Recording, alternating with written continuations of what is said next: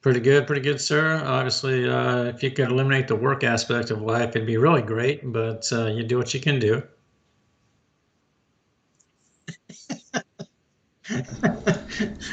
Yeah, I totally agree with that. That's why I keep aspiring to be as filthy rich as possible, but right now it keeps escaping me. But hey, that's what lottery tickets are for. Exactly, right? Exactly. Well, sounds good. Well, I'm glad to be back here again, guys. Like I said, we're getting back into this second episode now for the year 2024 for us here. We're going to get into a couple of different things. Obviously, right now, sports is kind of on a little bit of a slowdown period, I guess, as you could say.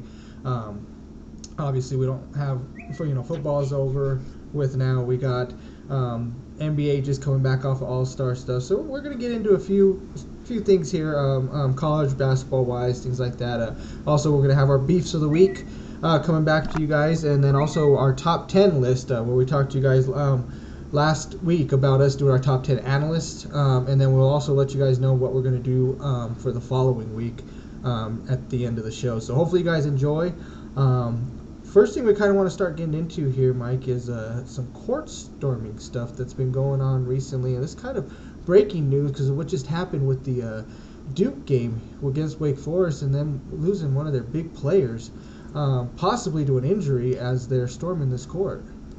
Well, I mean, it's not really. I mean, that's breaking, yes, but the problem with court storming, obviously, they've done segments on this and some of the sports-related networks and that type of thing.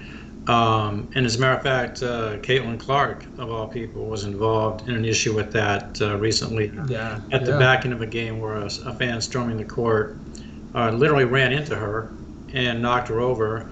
Fortunately, obviously, she was okay, but you could see when she stood up because she was blindsided in the hit. And not that the fan was attempting Yeah. to do this, but this is part of the problem. Fans storming the court.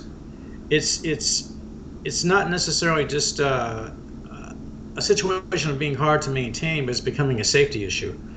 And obviously, not just for the players. I mean, that's their biggest concern, obviously, I think, as a whole, because that's your product. But just the overall fans in general. I mean, it's almost akin to back when you have rock shows, with musicians. I mean, Yeah, people yeah, getting up you're against right. the fence, you get crushed, that type of thing, is because it's hard to maintain. But and I know they're talking about addressing this. Another situation happened just the other night with LSU and Kentucky in the women's game. Obviously, LSU with the considered an upset. LSU fans stormed the court. Subsequently, they were fined $100,000. For me personally, if you're really going to be serious about this, then don't. To me, $100,000 from a university as a fine, that's a joke. That's like pulling a penny out of a guy's pocket with $100 on him. I mean, it's minuscule in its effect. That Kentucky's not going to blink, or LSU's not going to blink twice at that. They're going to continue to encourage, and a lot of places are continuing to encourage this. Jay Billis just recently had a conversation with one of the coaches for one of the college teams. Yeah, yeah. From his perspective, it's absolutely unacceptable. It needs to literally, in his words, be shut down for I safety mean, reasons. there has to be something that they could do. I mean, Penalty. I mean, I don't want to say that I'm totally against it, but I also don't want to say I'm totally for it either, because obviously sometimes I get the point of this, because I get maybe not the Wake Forest Duke thing, obviously, because it's ACC type, but I get that Appalachian State coming in and beating a Michigan, something to that extent where you can get excited about it, but there also needs to be a way to do it where it's a safety in numbers. It's like, hey guys, if we're gonna storm, if we do win, we need to wait till everybody's off of the court, off the fields, wherever it may be, figure that out, and then this is where you're going to be settled at. And they can easily put barricades up and stuff to keep most. I know some of them will probably jump over this, but it's going to be a whole lot easier if you can maintain them and just tell them this is where you're going. You give them the time when they can, and let them just go. There's a certain way you could do it. There's a safety way to do it. I just don't think that they want to put the time in to do it. No, see, that's the other problem. See, for me, I'm a little bit more hardcore about it. I kind of agree with Jay, but uh, because for me, that's why you have established student sections at basketball Yeah, games, football games. It's because, in part, obviously they collectively want to be together, rooting for this for their team. They even do it on the Oh road. yeah. So when the college kids go on the road, they have these sections designated so you can root for your team on the road if you can afford to go, that Oh type of yeah. thing. But here's my thing: you're afforded this opportunity to collectively come together as a group, the student section. You're a little bit more boisterous, you're a little bit more vocal, a little more animated. That's what it's about, to express yourself. That's why they have the other side, the fans, just the average fan, so to speak, just there to enjoy the game and get a little bit rowdy. We know that. But for me, the student sections, and not that they're allowed to get out of control, but they're just to be allowed to be a little bit more animated. So now Yeah. we're venturing beyond that, and the fans, again, this is, it's almost like it's becoming an entitlement thing. And this is another problem we're having.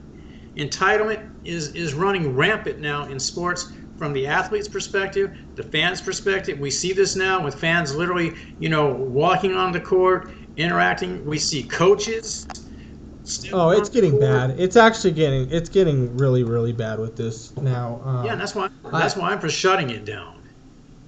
yeah, I mean it. Like I said, I'm not totally against it. I'm not completely for it. It's just I know there's a way that they could figure out how to do this safer.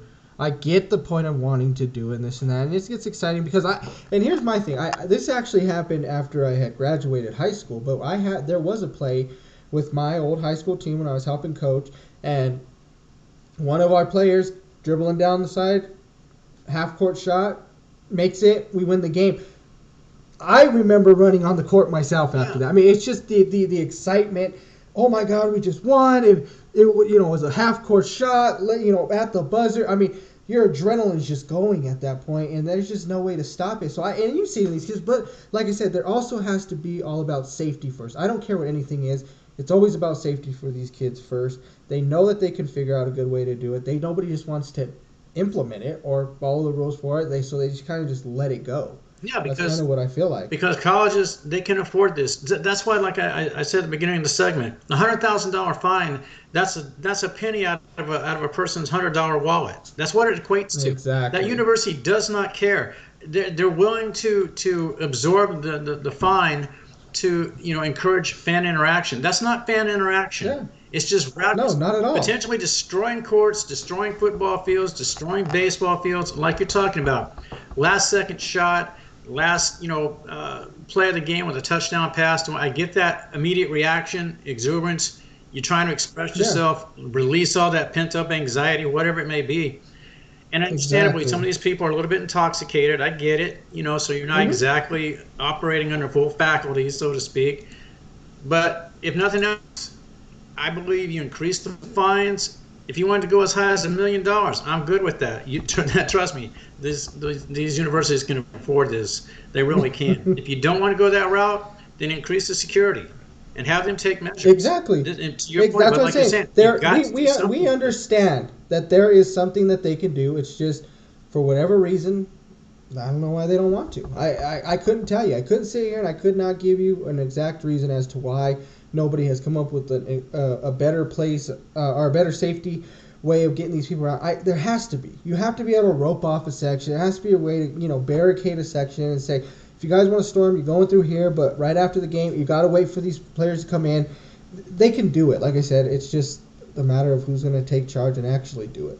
Yeah, I mean, fans didn't just storm the field, when San Francisco beat Detroit in the NFC Championship game. They didn't storm the field, and granted, obviously, Kansas City was winning on the road, so Baltimore wasn't going to do, but you know what I'm saying. I mean, there's precautions taken for this, and I really don't, I guess, I'm sorry, and nothing that justifies it, but, at the time LSU beat Kentucky, okay, it's a big win. It's not season altering. It's not that type of situation. Fans are now taking the basically the everyday game, and they're magnifying it into something more than it actually is. It's not the game that wins the national championship. It's not that. You're absolutely right. It's almost like they're just, again, this is entitlement. Whether you pay for it, and obviously student athletes don't have to. I mean, the student section, they're allowed to come in and view the game for free, basically. But they're encouraged to do this. That's why when you see someone like Jay Billis and the credibility this man has, or that at least he's established throughout his tenure as a commentator, with college basketball and whatnot, and he's critiquing this and saying, "Hey, this is wrong. We need to stop this." People, I mean, listen to what the man is saying. He's speaking out of concern and knowledge. That's just Definitely. like you said, but they don't care. What's going to take? It's going to take somebody getting hurt physically.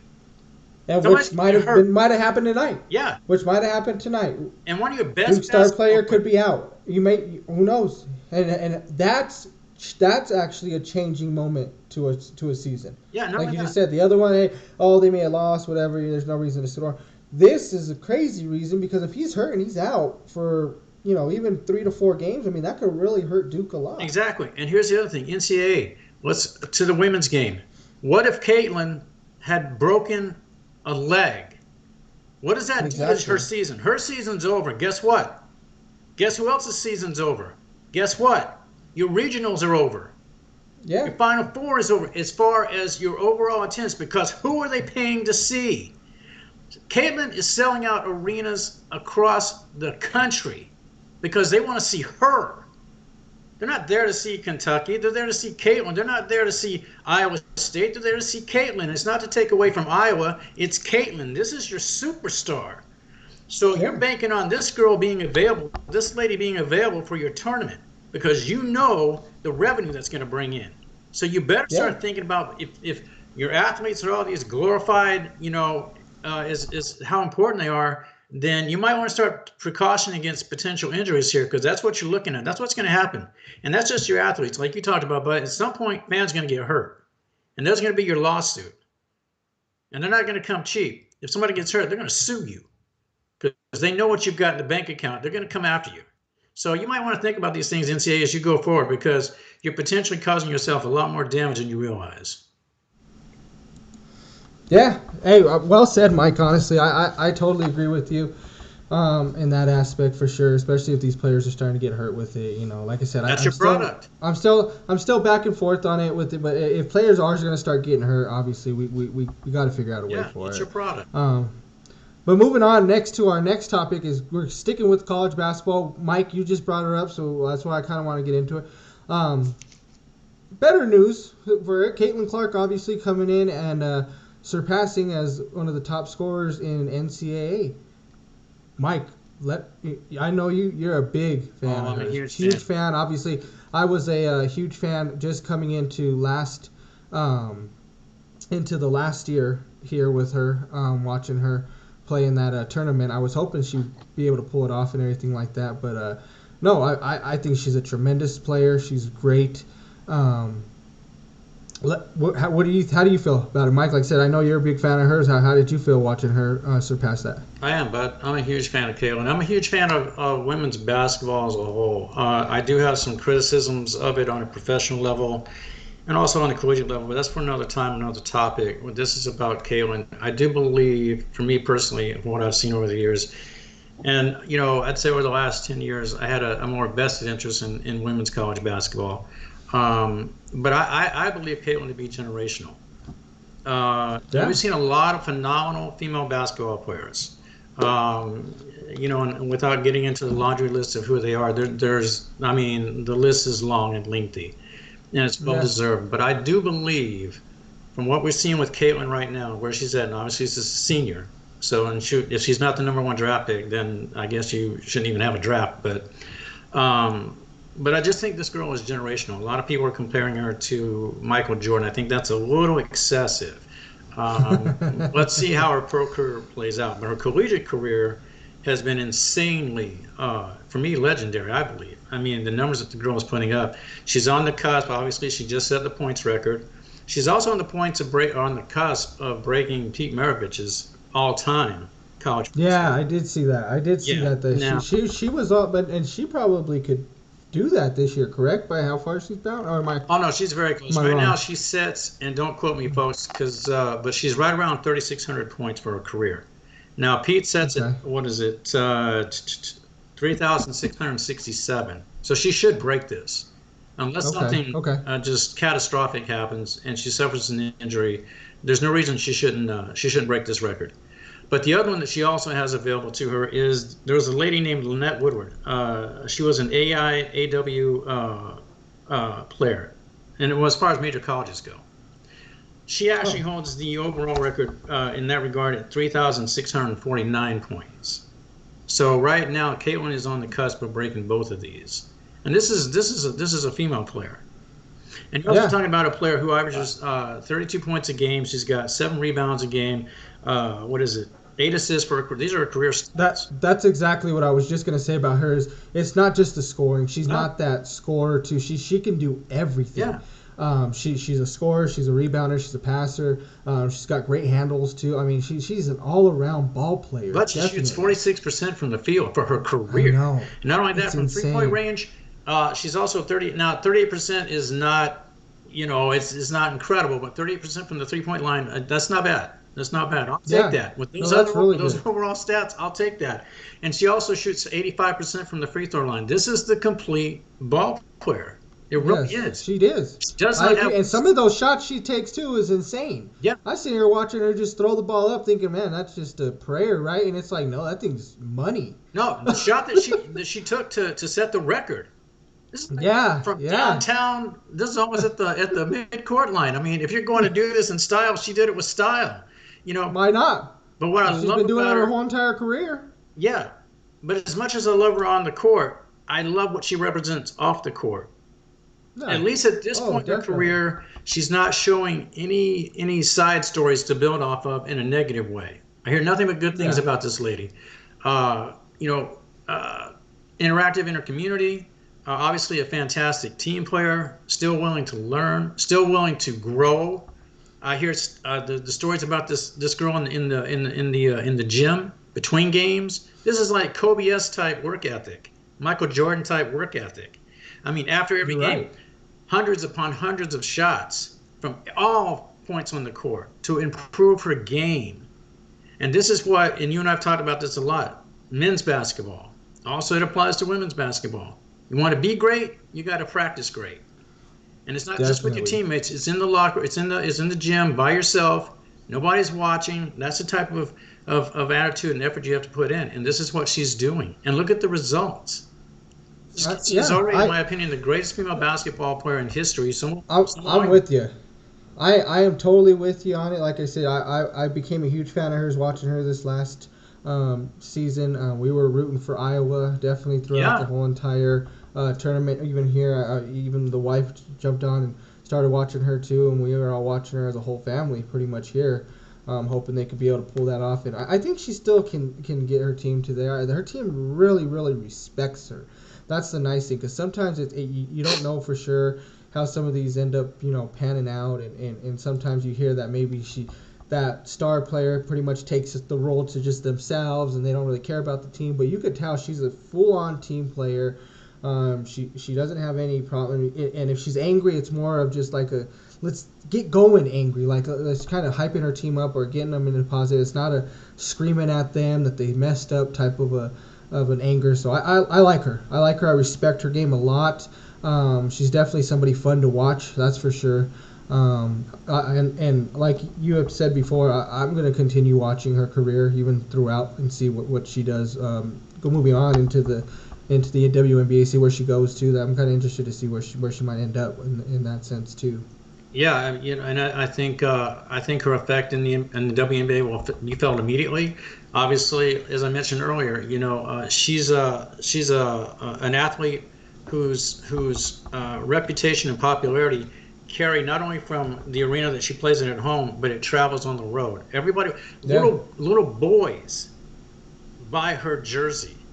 When is the hmm last time you heard of a female basketball player who was so popular with the male population that little boys are asking for her jersey? It's basically what she's doing. It's that like Steph Curry effect. She's Yeah, shooting deep threes. She's making huge plays. She's looking. That's what the NBA is now. It's not just a W. It's the NBA. It's outside shooting. It's the fancy footwork, being able to make dime passes type stuff. That's what the NBA is now. That's what she's showing as a female player, and they enjoy seeing that. That's just the ball that everybody's into seeing right now being played. yeah. And I think as she goes forward, I think right now, and this is a topic for another time with the WNBA, which I'd like to touch on at some point. as an overall product offering. But I think right now this is she's an injection that the WNBA needs from a popularity standpoint. They still have a popularity with women, but they struggle obviously with attendance and that type of thing, television contracts, whatnot. I think Caitlyn is that person who will come into the league, and I think she'll continue to develop, she'll continue to grow, she'll continue to improve. And like I said, the Jordan comparisons, that's a little early to do with anyone, male or female, that's still coming along, so to speak. But I think if everything progresses, correctly, and she continues to push herself as she seems to do on a daily basis, I think what she does for the WNBA is going to be absolutely massive from attendance Definitely. standpoint, everything, television, I everything. totally agree. So I'm excited to see what she does. I'm going to be following her career, and I just hope the very best for her. Yeah, me too. I'm with you, Mike, for sure. Definitely. Well, we're going to take a quick break real quick, guys. We're going to come back, and I know we're doing this a little early, but it's because we're getting into Beef of the Week, and we got a lot to talk about on this beef. A lot to talk about. Mike's beef definitely is one of them. Mine we will kind of get into a little more in depth too, but we also want to get to those top 10s, but we're going to take a quick break. We'll be right back, guys.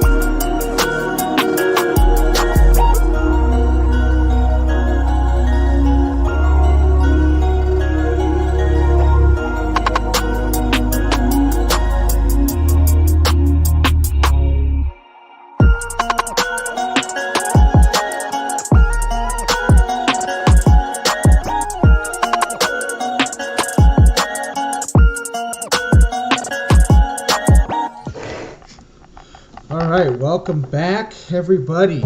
So, like we were talking about, we've been wanting to try to do these beefs of the weeks for you guys.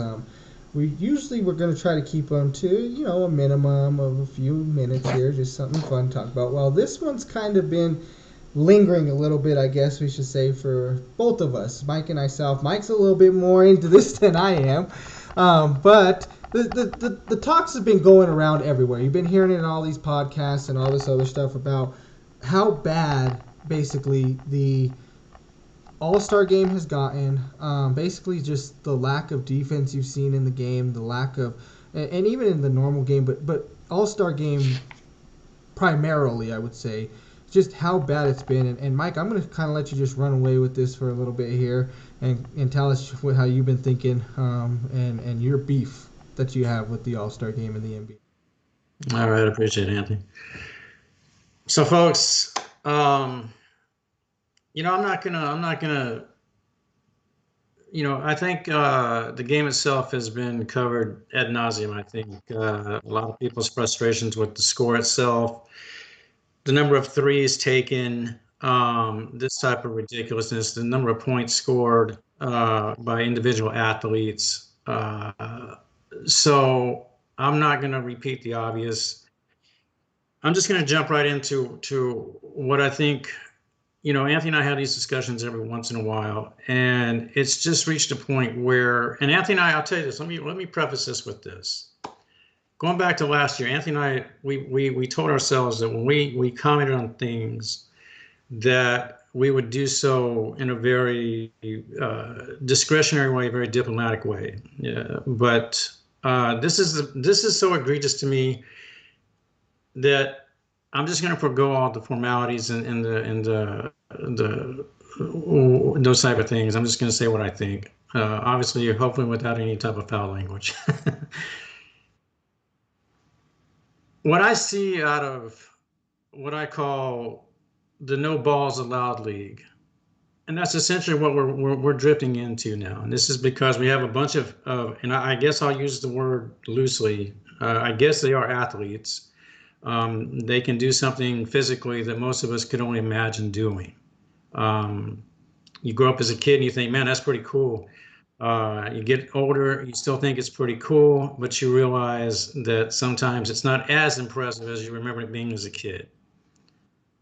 But what I see now, I have a bunch of entitled, overpaid, absolute ass clowns is a collective group of individuals who now reach the point where it's no longer about appreciating what you're allowed to do.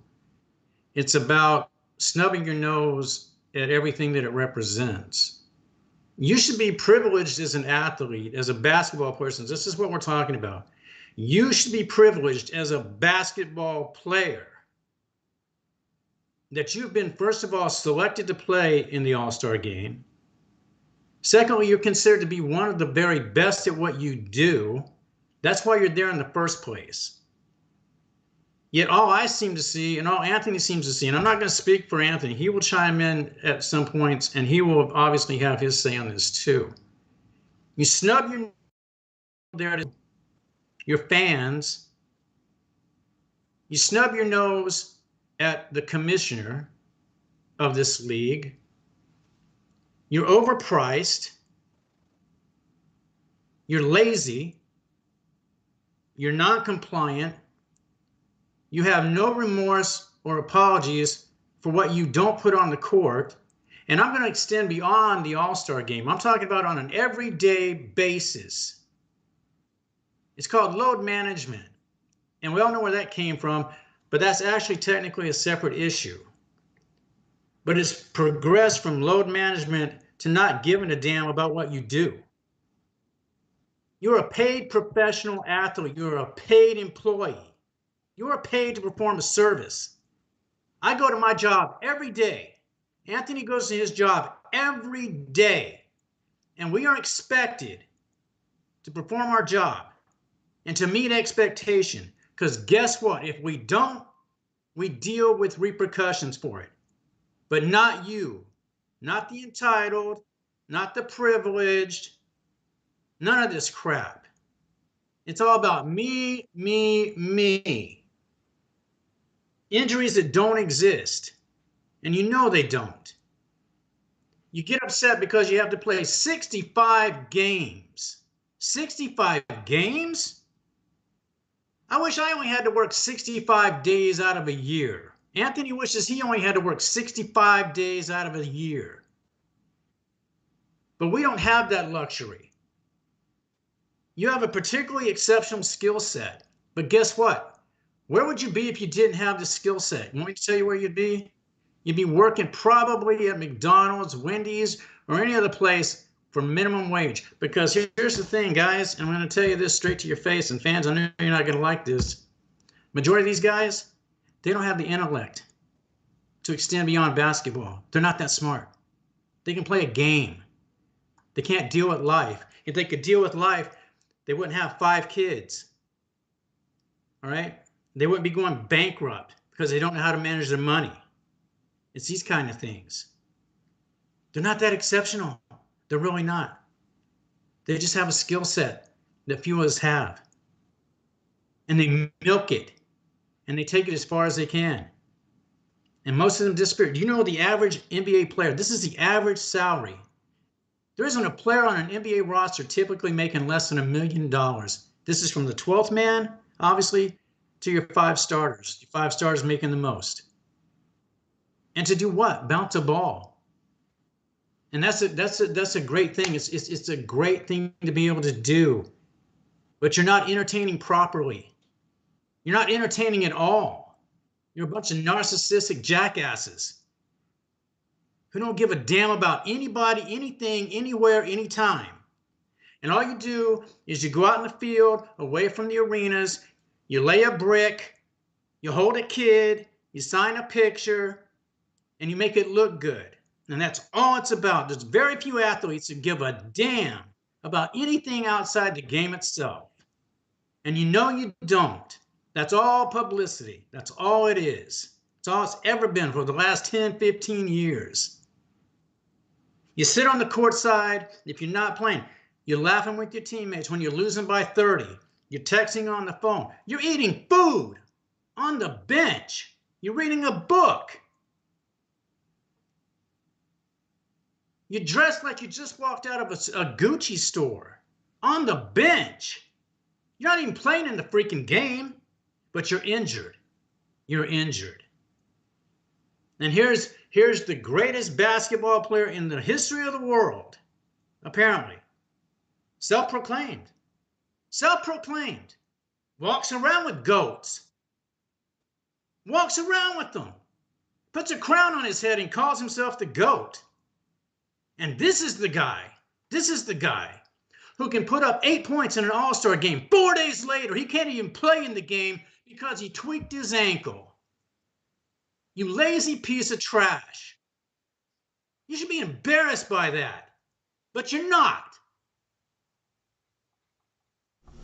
You don't give a damn about any of this. I think we should just drop the mic right there. I mean, I'm just minding my own business now at this point. I mean, I don't even know if I have to say anything left about this situation. I can understand. You have a platform that allows you to be in front of the public like you have, guys. I get it. I do. It's a very special platform. And again, like I said, you know, Bud played basketball on a high school level. He kind of understands kind of how that begins to build itself. And if you're fortunate enough, you transition to the college game. And if you're even more fortunate, you transition to the professional game, where very few people ever have the opportunity to experience. But that's been lost by you guys because you don't care anymore. You don't respect the history of the game. You don't. You say you do. You don't even know who the history of the game is anymore. Athletes can't even tell you. You mention who anybody is. If I say Pete Maravich, they say, who? Who? The guy people still here could dribble his ass around you night and day, 24/7. That's how who is. He was that good. You can only hope to be that good. And I want to say one other thing, too, and this is a two-sided sort of rant, if you will. And Anthony doesn't truly know about this one. So as much as I critique the players here for their lackadaisical attitudes and not caring about anything, you know who's just as big a culprit in this? You. You. The fans. You are just as guilty of this as anybody else. And you know why it is? Because you don't challenge these pieces of trash on anything. Nothing. Everything they do is acceptable. As long as they put that ball in that hoop, you don't care. As long as that ball goes across the goal line, you don't care. Rape somebody, shoot somebody, does not matter to you. You do not care. It's all about winning. That's all you care about. Gee, I hope our team wins. Our team, you're not even on the team, first of all. This is the other thing that cracks me up. You fans make comments. Well, yeah, you know, if we'd have just gotten that first, where were you at? I never saw you. This amazes me. I got 65,000 people in the stands. Man, I think we should have won the game. Really? Well, what part of it did you contribute to? Oh, I'm sorry, I forgot. You were that drunk ass in the stands yelling his head off at everybody. Not even paying attention to the game. Not even knowing what's going on. That's you. You're the one who shelled out $85. You know what the typical price is for a game in the NBA? Average game, any game. It's $85 to $95 to see a basketball game. That's not a playoff game. That's just a regular season game. And you shell this money out every night. You don't care if LeBron's not playing. You don't care if Steph's not playing. Well, I'm going to go to the game. I'm going to see the game. It doesn't matter who's there. Well, you should. You paid $95 for it. They were supposed to play it, weren't they? Aren't you upset about that? Don't you give a crap? About $2,100 at the all joke game to sit up in the Raptors. That was your $2,100 seat to sit in the Raptors. You think those players care? They don't give a crap. They don't care if you show up or not. Or you could have paid for the true fan experience. You could have paid $11,000. There, with that package, bud, they got to meet, I don't know how many basketball players, maybe 5, maybe 10, maybe all of them, I don't know. For $11,000, I should be meeting Adam Silver. I should be meeting LeBron. I should be meeting Charles Barkley. I should be meeting every single legendary player that's still around for $11,000. Not the bozos that I watched the other night. Not half of them. Not half of them. It's not worth it. It's not worth it. But you'll shell out the price for it, won't you? You will. And you know why? Because, I'm sorry, but you're just that stupid. You're that stupid. You really are. And I understand. Loyal fans, I get it. I support it. I applaud it. I'm talking about the ones who go through the process, the losing, the winning, show up in the rain, the snow, that type of thing. I get it. I do. But even still, you're paying the price for this, literally, physically, out of your wallet. This is what you're paying for. And you don't even get to see it. And you're absolutely right. I'm going to kind of jump in here real quick a little bit on this too with you and kind of just say, I'm with you. I obviously this was one I didn't really pay attention much to the All-Star game. I didn't watch it. I haven't watched it now for quite some time. I mean, the only thing I'm really care about All-Star Weekend is the three-point contest, but I absolutely agree with these guys, and I've been like that for a long time. I'm sick and tired of just watching these guys. I mean, 211 points? Are you kidding me?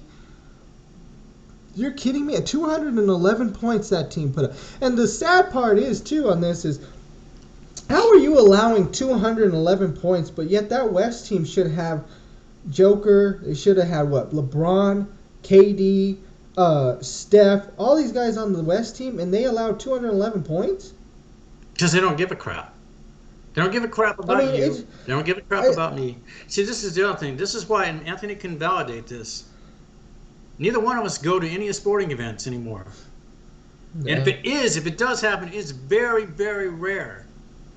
And typically, if I go to one, it's because somebody gave me a ticket. I'm not putting money out of my pocket. That's exactly how I am. Yeah, if I don't get somebody to give me just a ticket, it's very rare that I'm paying to go anywhere nowadays. It's just not. They're not fun to watch. No, and why? It's not fun, especially the NBA. The NBA is completely just turned into just a non-fun league anymore. This is just ridiculous to watch these guys. And the other thing that kind of gets me too is, from what I understand and from what I've heard, is obviously I heard Lillard got the MVP award, but it should have went to Halliburton. And here's the thing: at that point, if Halliburton did play well, the All-Star game was in Indiana. Why not give it to him? He's in his hometown.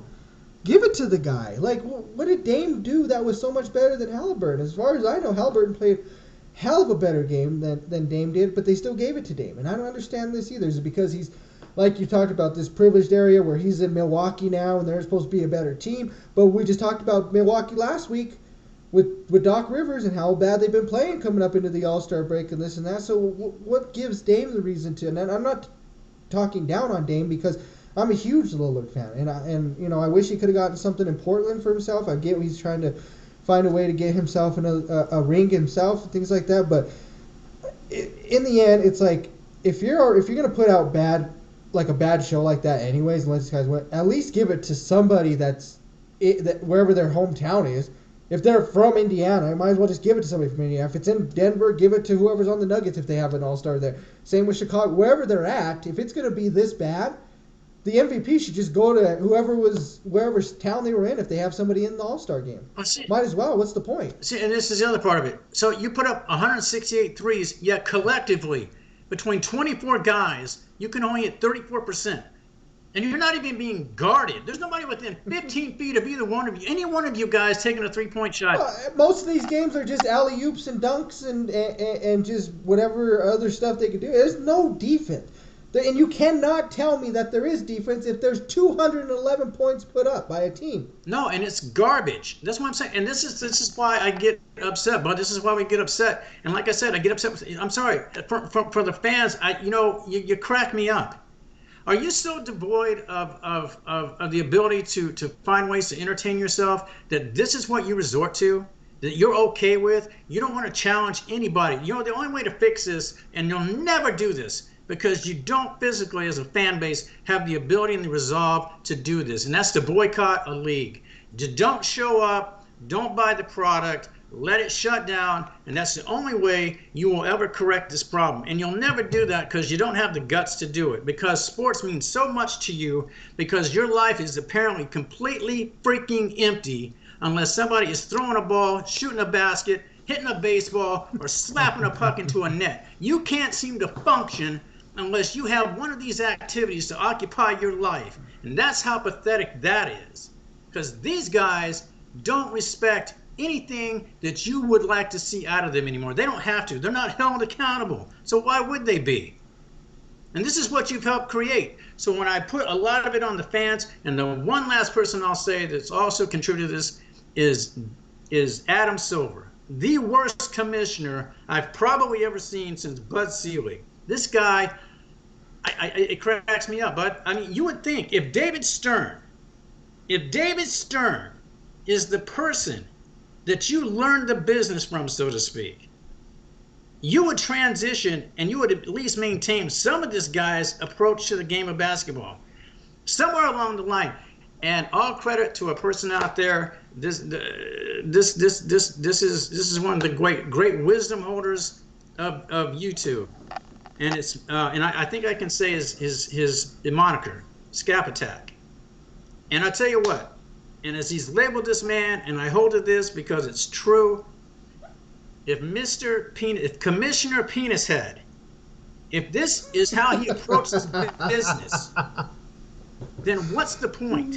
You've got your head so far up every NBA player's ass that I'm surprised when you comb. That's why you shaved your head, isn't it? Because you had so much feces inside your hair, you had to shave it. Otherwise, you were never getting it on, because your head is so far up these players' asses, particularly the GOAT, the biggest loser possibly of all time. Not the greatest, trust me. This guy is a pathetic freaking joke. But go ahead, fans, go ahead. Support it, root for it, cheer it on, and I'm telling you, and this is the last thing I'll say about this. You would think, after 4 days ago, watching, or what is it now? This is Saturday, I lose track, I'm so upset. 6 days ago, you would think that piece of trash that they put on the court would have turned somebody off. Said somebody was, oh, you know what, man, maybe I got to look at some other areas to invest my money in, because I'm not getting my money's worth out of this. What happens Thursday night? Every single arena hosting a basketball game, probably filled to the rafters, unless you're the Pistons. Maybe the Memphis Grizzlies, I don't know. That's another one you could look at. Aside from that, packed to the rafters.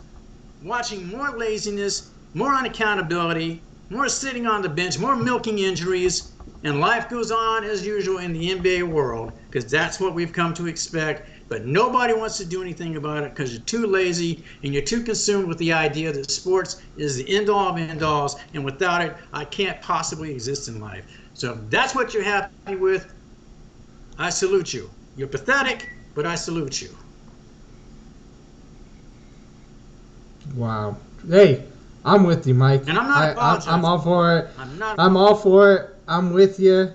Hey, I mean, there's not much more I can say about what you just went in depth in. Like I said, expletives, but I even approached Anthony. I said, hey, I'm going to try to do this without cussing. It's borderline, but I managed to get through it. And that was out of respect for my co-host, and believe it or not, out of respect for you fans, because I know there's kids out there, there are women out there, and that type of thing. But no apologies. All right. Well, we're going to move on. And actually, this beef is kind of moving into, we're still talking about basketball here. Basically, a lot of people have heard that obviously Scotty, Horace Grant, Luke Longley are kind of go on this I guess, last dance revenge tour is what you can call it in a way, I guess, right, Mike? 'Cause I don't. I am just, for me, my beef with this is, okay, I'm just gonna put it this way, real quick for Scottie Pippen. Scotty, you gotta let it go. Let it go. Please. I am so sick of hearing about this guy and how The Last Dance basically is like turned him into like some sort of villain or something like that. Yeah, I mean, that's how he's playing it out as, in my opinion, is that he's some villain. Like the only reason this documentary was made is just to show what Jordan did for his entire career or whatever. And And how of course, disrespected Forrest he and was. Luke are jumping out. Yeah, exactly. And we talked about this. People have seen it. Where, if somebody can show me the disrespect, I would please love to see it in that from whatever Jordan said in there. Somebody please show me the disrespect where he said that Scotty was trash, that he wouldn't have never won without Scotty, that, it was his team only. He's the one that was the leader of everything. Please, somebody show me that where Jordan said that. Because all I remember was talking about how great of a teammate Scotty was to him, how he doesn't win the rings without him. He's, just as hard as a worker as anybody else. I hear the stuff from him. So somebody please tell me where all of a sudden these guys think it's just okay that they're going to go on this revenge tour type of thing and just, take over and tell us what really happened or something like that, I guess, from The Last Dance. And why does it have to be in Australia? What is that for? I mean, I guess I don't get that. I understand Luke Long. Isn't that where Luke's from? I get it, but so what? I mean, what is it? I mean, I don't why know. does it have Maybe, to be there? Why does it maybe, include maybe, Australia? maybe it's beautiful at this time Well, of it year is that they're there. I beautiful don't there. know. I'd love to Well, go then to Australia. maybe that's I'd what love it to is. go. Who knows? I'd love to see I a mean, kangaroo in the wild. I'd love to go see all that stuff too. But none of this took place in Australia. I mean, I'm sorry, I don't get that part of it. And back to it's Bud's it's it's point, it's because it's as far away from the assassin, Mr. Jordan. and that That's very what well it's as could be, far Bud. away That very from. well could be. You know, but here's the other part of that, Scotty. Touching on what Anthony said, aside from the whole, you really do, you do need to move on. You really seriously do. I mean, you've got some serious issues going on. But here's the thing. You continually come back to, well, actually, I should say this. It comes back to you. You wonder why all this criticism rains down on you like a bad thunderstorm. Let me tell you why.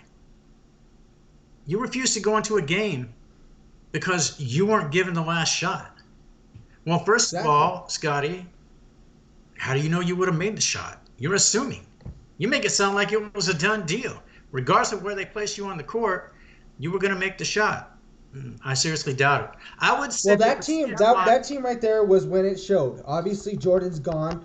Who's going to take over the leadership of this team? Who's in charge of this team? It's supposed to be Scotty's team right now. Yeah. That's who it's supposed to be. It's supposed to be Scotty's team. But the fact that this guy gave up on his team, didn't want to go in that last play because it wasn't set up for him. Here's the problem, Scotty. You're not a great outside shooter. Kukoc was a great outside shooter. Okay? That's the difference there. Phil Jackson's a very, very smart coach. He knew how much time was left. He knew who the better shooter was at that point and who could get open easier. That was the decision he made, and it worked out. Whether you were on the court or not, it worked out, and they won. Yeah. So you basically told your team, I pretty much just gave up on you at that point. I'm sorry. I don't want to be out there if it ain't about me. That shows right there the difference in leadership. He is not a leader because what he wants is he wants the whole team to focus around him. Where Jordan, yes, that team was focused around him, but he didn't make it about him. It was all about the other team. And I don't care what anybody says. They always talk about the LeBron thing, about how LeBron makes the better passes now. What about Kerr? What about Paxton when he made those passes too? Sometimes you just go up for the shot. Kobe threw up so many shots. I don't see a lot of people talking about Kobe and how many times he didn't pass the ball in certain situations. It's just, if you're that good, you have an open shot, you can make an open shot, you do it. Jordan can make his own shot. Jordan is probably the greatest scorer we've ever seen. Being able to make his own shots, doing what he needs to do, or whatever. But in the end, Scotty was not the guy to be the leader, and I think Phil knew that. He didn't want to go up there and say that because what are you going to do? Knock the guy down? I mean, you already lost Jordan. What are you going to do? Lose Scotty like that for the next season?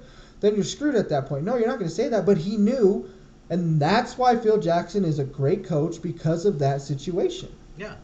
And the other part of this, too, is, again, and we talked about this, and I don't know if this has been spoken on or not. It probably has because, again, this subject matter has been spoken on endlessly. So we're not necessarily repeating things, but we're just adding our perspective.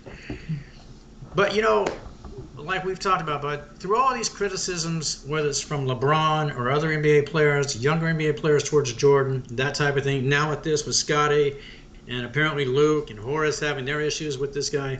Yet when does, here's the thing. When do you hear when do you hear Jordan come out and respond to any of these criticisms? You don't. He never does. You don't have to. He doesn't have to. You know why? Because everything is right there in living color on video for everybody to see. Jordan is the reason those guys have rings on their fingers. That's exactly right. You have no rings without this guy, folks. None. And I'm sorry, and if you think I'm wrong for that, tell me how many rings that Chicago Bulls have had before Jordan, and you tell me how many rings they've had after him. I'll wait. Yeah, we got time. They've only had 6 rings in their career, or in their whole entire franchise. And who has all 6? Jordan. And where were you guys at? Where were you guys at? Not all of you were there. I understand that. Scotty, you had 2 years to prove yourself. MJ stepped away to take care of goals that he had for himself away from basketball. That left you with an open court, so to speak, to show you and prove your dominance. You didn't do it. You got to the Eastern Conference Finals, but you couldn't get over the hump, could you? You could not get over the hump, in part because you're selfish, and secondly, because you're just not quite good enough.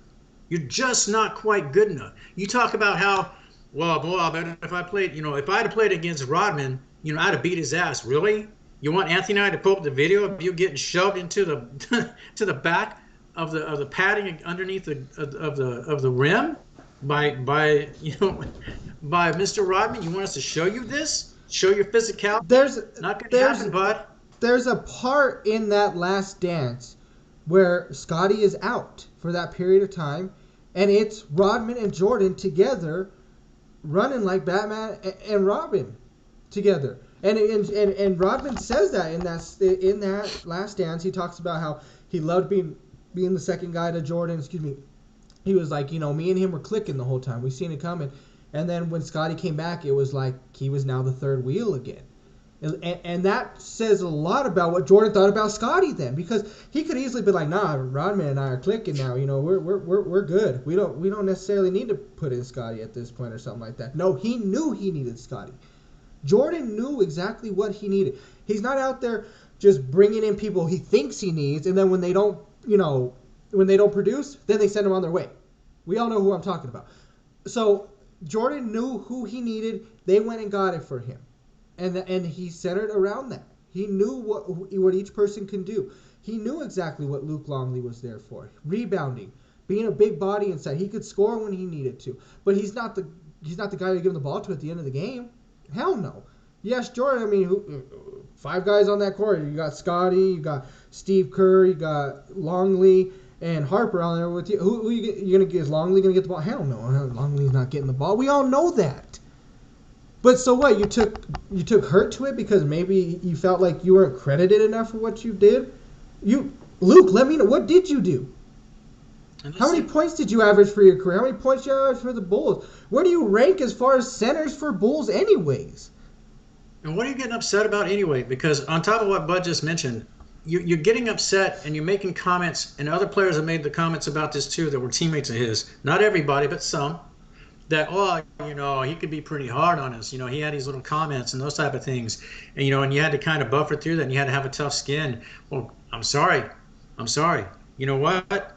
You lead by example, and sometimes leadership's pretty tough because you're the one everybody looks to. And if you show softness, guess what? You lose part of your credibility. But you're also about expecting of others what you put into anything. If Anthony and I go into our jobs and we're busting our backsides to get things done, then we expect fairly for everybody we're working with to step up and pull their weight. Exactly. So if Jordan brings you in and he's criticizing you, it's because you're not equaling his level of intensity. And that's a fair expectation because that's what he's putting into it. That's what he expects. One practice is one thing, but when you step on that court, you're expected to perform to the best of your ability. In this particular instance, like you look at with MJ or you look at with Kobe, it carried over into practice because that's greatness. Yeah. That's how you achieve these levels because you I'm put with into you. it what you put into it. You're absolutely right. That's exactly how I feel. And for these three, like I said, to go on this, whatever they want to call it, I mean, I don't know what they're called, their last dance tour or whatever they're calling that thing. I might tune in. I might see what the heck they're gonna do and I kind of want to know what's going on with this. Obviously, I've heard like Shannon Sharp say that he's had discussions with Horace Grant, and he wants to know if Horace is really going to come out with the stuff that he's told him privately and things like that too, to see if that's for real, for true about that. I mean, I kind of just want to know exactly what this is leading up to and what they really have to say about this, because like I said, like we talked about and we know, is that there wasn't anything real negative towards the players that Mike had said, in my opinion. I mean, did he, if that were on his team, I'm saying, not like players other teams, things like that. I know he didn't have a great relationship with any of the Pistons and things like that, obviously, until Rodman got there with him. But I'm just saying, in general, with his teammates only, I don't remember him just going directly out and just basically just talking down to them or not encouraging them to be better. That's all he ever wanted for them, was just to be better. But here's the other part of it, Bud. I mean, so guys, is it possible too that you missed the limelight? Maybe finances are tough. I don't know. Maybe you're so, and again, I'll use this word because it applies. Maybe you're so narcissistic that the only way for you to remain relevant is to come out and just criticize somebody. In this particular instance, you're criticizing Jordan, but apparently that's the norm anymore, because if you're not quite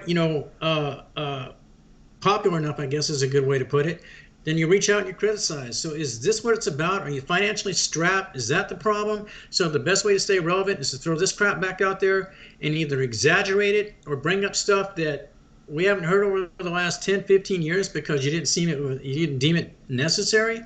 I mean, is that it, Scotty? Is that what this was all about? Because you could have brought this up a long time ago. You didn't have to wait for The Last Dance to come out. The minute you guys stepped away from the Bulls, you could have said, hey, so now that we're done, I bit my tongue, but here's what was going on. But you didn't do that, did you? You waited to sell a book, and now apparently you're selling a 4-city tour in Australia? 4 cities? In Australia? Why didn't you go to Chicago and do it? Why? Because you're afraid to beat your ass? Probably. I don't get it, guys. I don't get it. But, like Bud said, all of you. But Scotty, seriously, dude, let it go, man. You just look ridiculous. Yeah. Well, that's something to look forward to. We'll see what comes out with that. But moving on now, guys. We want to get directly into our fun topics now. Our top 10 list. Obviously, last week, I hope you guys enjoyed watching and listening to our top 10 announcers that we had talked about. We enjoyed doing that list, and we're doing another one now, which is our top 10 analysts. Man, Mike, this list was fun. This list was exciting to talk about some of these people. Obviously, I had a huge list of other ones. So, like last week, I know I went into a few, and I don't want to get too much into the ones that we didn't put on our list. Obviously, because I don't want to get too caught up on time frame for us and things like that. So I think we're going to try to just get directly into our list. Like I said, top 10 analysts. I have a feeling for some reason that we're going to have some different people on our list here, Mike. And I think we might be shocked by maybe some of the rankings that we may have some of these at. So I'm really looking forward to see what you have. Actually, you were good enough to let me go first last time, but I want to return the favor, and I'm going to let you go first this time. Yeah, no, I have no problems with that. Starting off at number 10 for me is a guy that's recently kind of moved up the ranks for me. I just really enjoy listening to anytime this basically comes around this time of the year, too, is Jay Billis. Obviously, it's March Madness times. Jay Billis is so much fun to listen to. I mean, and we talked about him earlier with the court storming, but the guy can talk about everything, whether it be something important safety-wise or just his knowledge of everything about college basketball, knowing great things about teams. I know he usually when he puts together his 68 teams that makes them, he does really well each time he does them. He's just fun to listen to, fun to watch, so knowledgeable, things like that too. But Jay Bill is definitely has to be on my list right now, and he's number 10 for me right now. Very good, very good. I like it a lot. I think again, as we mentioned earlier at the top of when we were talking, obviously about a little bit to do with crowds being overreactive and storming the court, and what Jay had to offer. Like I mentioned to you, I think what he's established post career and what he's done, obviously as an analyst and that type of thing, speaks volumes. I enjoy everything he brings, not only to the regular season with college basketball, but obviously what he brings to the tournament itself. I think his insight Yeah, and just his overall viewpoints of what you see on the court, I think are very insightful. I think he's very honest about what he's seeing, and he's not hesitant to critique what he sees. Again, as we talked about with storming the court, and I respect that, because I think yeah, part of being legitimate, so to speak, for me personally, is that person who's not afraid to critique, not afraid to criticize your contemporaries, definitely. whatever you're looking at. And Jay does that. Much like another person that you may have on your list, I definitely have on my list that'll come up later for me. But these two go hand in hand for me is the kind of how they present themselves as an analyst. Yeah. Cool. Who do you got as your number 10? As number 10, I've got he's relatively new to the college game or to the pro game, so to speak. But obviously, he Oh, established himself with the college game, and I fell in love with Herbstreit years ago. yeah, Um, yeah. uh, you know, I think he started off a little bit rocky, but as he went along, he too also I thought became more critical as his career developed. And I think initially I know a lot of the guys are obviously former players, and sometimes they're hesitant to criticize their contemporaries and that type of thing, or particularly positions they may have played. But as Kurt has progressed in his career, I've been impressed by his ability to do that. I like his insight when he finally made that transition over to the NFL game, and they teamed him with Al Michaels. I was a little concerned about how that would play out. You're taking a college observation and teaming it with somebody who's obviously covered the entire world of sports, but has centered a lot of it around football. And now, obviously, over the last 10, 15, 20 years, with Al Michaels, and there's a lot of experience there. And I think when they initially coupled those two together, I sometimes wonder if Kurt was a little intimidated when he first started. And that's obviously easily understandable.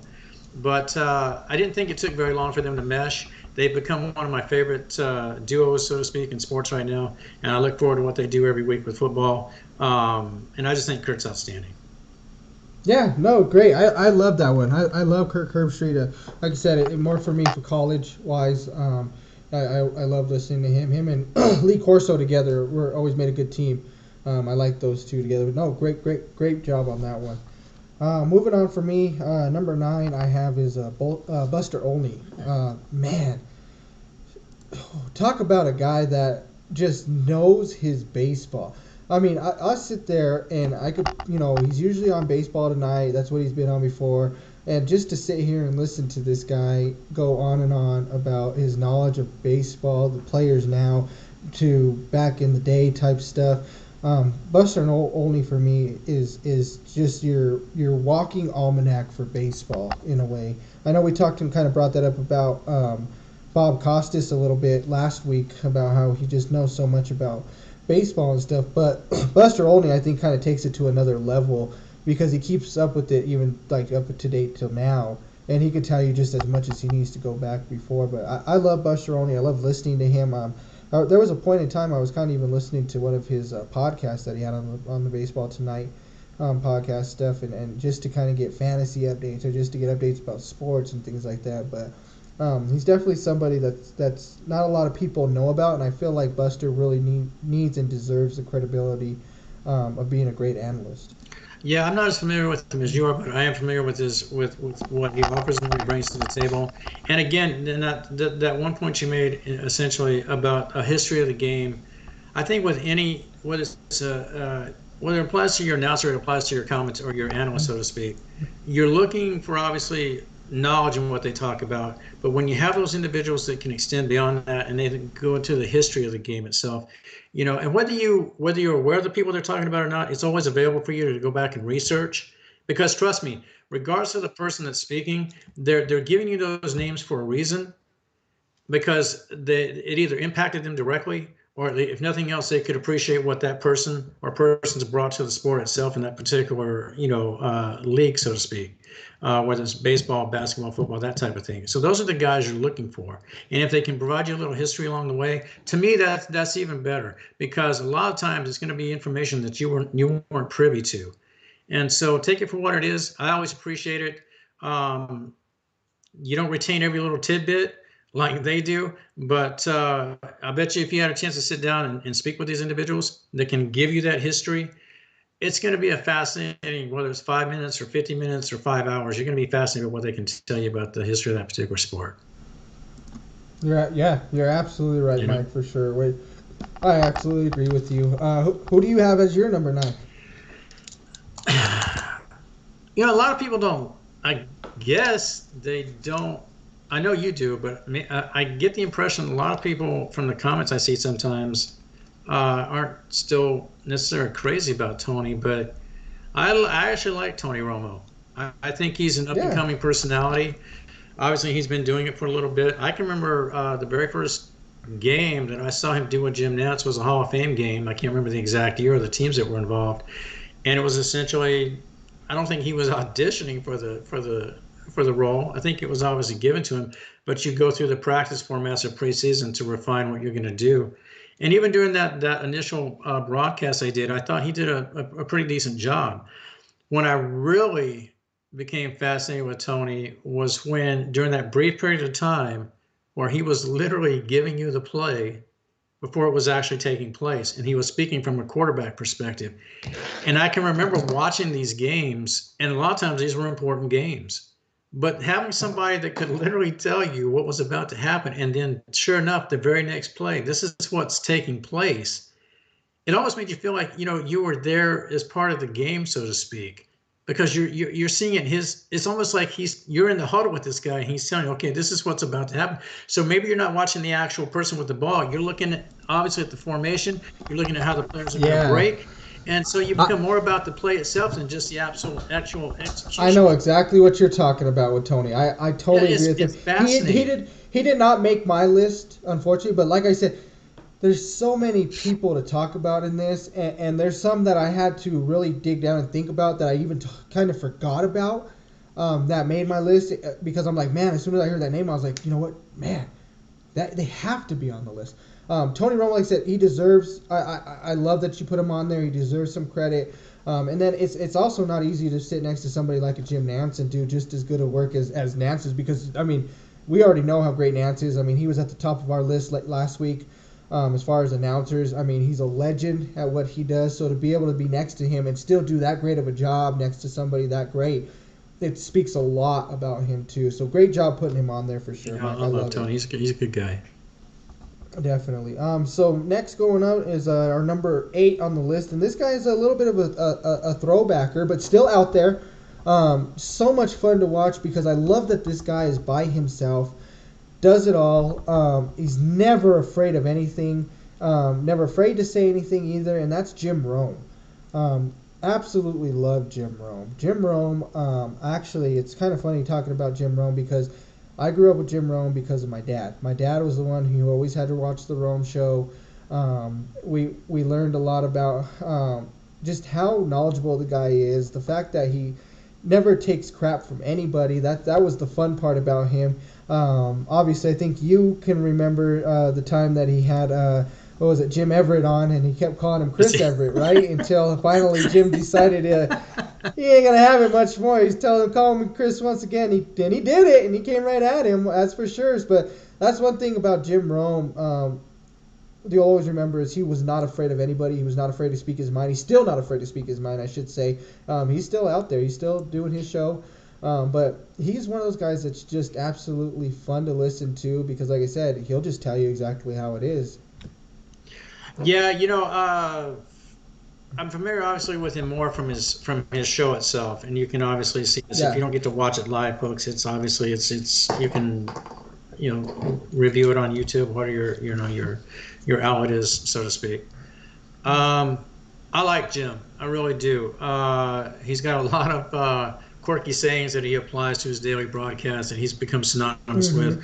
Mm-hmm. To your point, I really do think, and he's, I guess I never really understood. I never envisioned him as a really tall guy, and obviously with the interaction Yeah. with Everett, you really kind of. I mean, granted, he was still sitting down when he knocked him over, that type of thing. But But he's I not mean, he's he not was the pretty biggest guy. too. He's No, not. he's not. But I do like him. His sports knowledge is excessive, so to speak. He knows what he's talking about. He's not afraid to voice his opinion, call you out, that type of thing. Um, Yeah. uh, and I just, I think sometimes I'm surprised. I guess that he has a broad appeal. I do get it, but I guess in some respects, I always envisioned him maybe achieving even greater height. I'm not saying that he is not phenomenal at what he does. No, I get You know what what I'm you're saying. saying? Yeah, I get what you're saying. I think that's part of the reason why though is because he wasn't And that could what you would be. call an ass kisser. He's not No, an yeah, ass kisser. exactly, but exactly.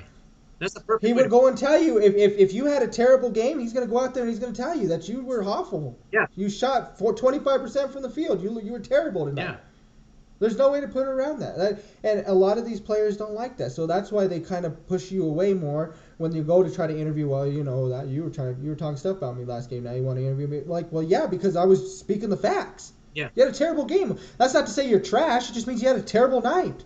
I'm just speaking the facts as to what happened and what's wrong with speaking the fact because everybody can't handle the truth nowadays. That's the problem. Yeah, and I think too, go back to that Jim. I don't recall if I saw it actually happen or not, but I knew there was some build up to this, so I knew that there was going to be preset tension when they sat down as they move forward. And obviously, it came up. I bet you're not going to call me, Oh, yeah. Chrissy Everett again, that type of thing. But again, there's a guy who's got a sizable athlete, literally leaning over the table saying, "I bet you're not going to," and he does because regardless, does, yeah, and of yeah, you could course. sue him if you wanted to and that type of thing. But that's not what he's talking about. He's gonna stand his ground. He's gonna say, "I'm basing my comments on what I perceive of you as a football player. This is what I see. Yep. I'm not gonna change Exactly. it regardless of what you do." And Exactly. I respect that. And I like For him. sure. I've always liked him. That's a good pick, sure. bud. That's a good pick. Sounds good. Well, moving on. What you got at number 8 then? Okay. So bear with me here, Brett. Uh-oh. We have Uh-oh. talked about this a lot over the years, and I put him on this list for a specific reason. Not just because of. Let me tweak this by saying I don't necessarily consider him one of the 10 greatest, okay? But it's what he brings to the position of analyst because it's so ridiculous. It's almost like when you watch him, you're like, how is this even possible? And I don't know how many I times. feel like I know who you're talking wanna about, give but me I'm kind of initials? wondering. No, I don't know. Go ahead and keep Okay, going. You bear let with me me know here, because I bud. feel Bear like with I me. know who it is. Like I said, I thought about this, and I don't view him as one of the greatest, but because of what his overall personality is and how bizarre he can be, it's almost like you can't help but laugh, and it's almost going to make you're just like, this is ridiculous, but you have to, it's like a train wreck. You can't help but watch, right? But I will say this about Bill Walton, okay, and bear me out here. Now, he's not one of the 10 greatest, but Bud, you've seen him. I've seen him. We've all trust me, and I know, Bud, I know. But I will say this about the one thing I'll defend about Bill is this. He's got one of the greatest memories I've ever seen in my entire life. He can speak on so many different teams, so many different players, and it's not exaggerated. Well, he does have exaggerated statements, but he can also speak about statistical information. But what gets me with this dude is how freaking bizarre. And no, I told you, one of the greatest things that happened to the Pac-12 falling apart was I don't ever again in my entire life have to hear the statement Conference of Champions. If I had to hear this one more time, I would have thrown up. But to listen to this guy speak, this dude takes his shirts off during games, talks about smoking weed during games. It's so freaking bizarre to me that you almost can't help but laugh at this stuff. Is it an insult to the list itself? A person could say that, sure. Now, if I literally had to put him aside, there'd be another person I'd insert into that. But it's just because he is so freaking bizarre, and you never know quite where he's going to go with certain things. But when he's outside the Pac-12 conference and he's talking about just the game itself and those type of things, he can actually be on point at times. But he's entertaining at least. Is he the greatest? No, but because of what he brings to the position, I kind of allow for the idea that sometimes I would say watch this guy just because you can't believe what's going to come out of his mouth. But he can speak on things correctly and insightfully sometimes.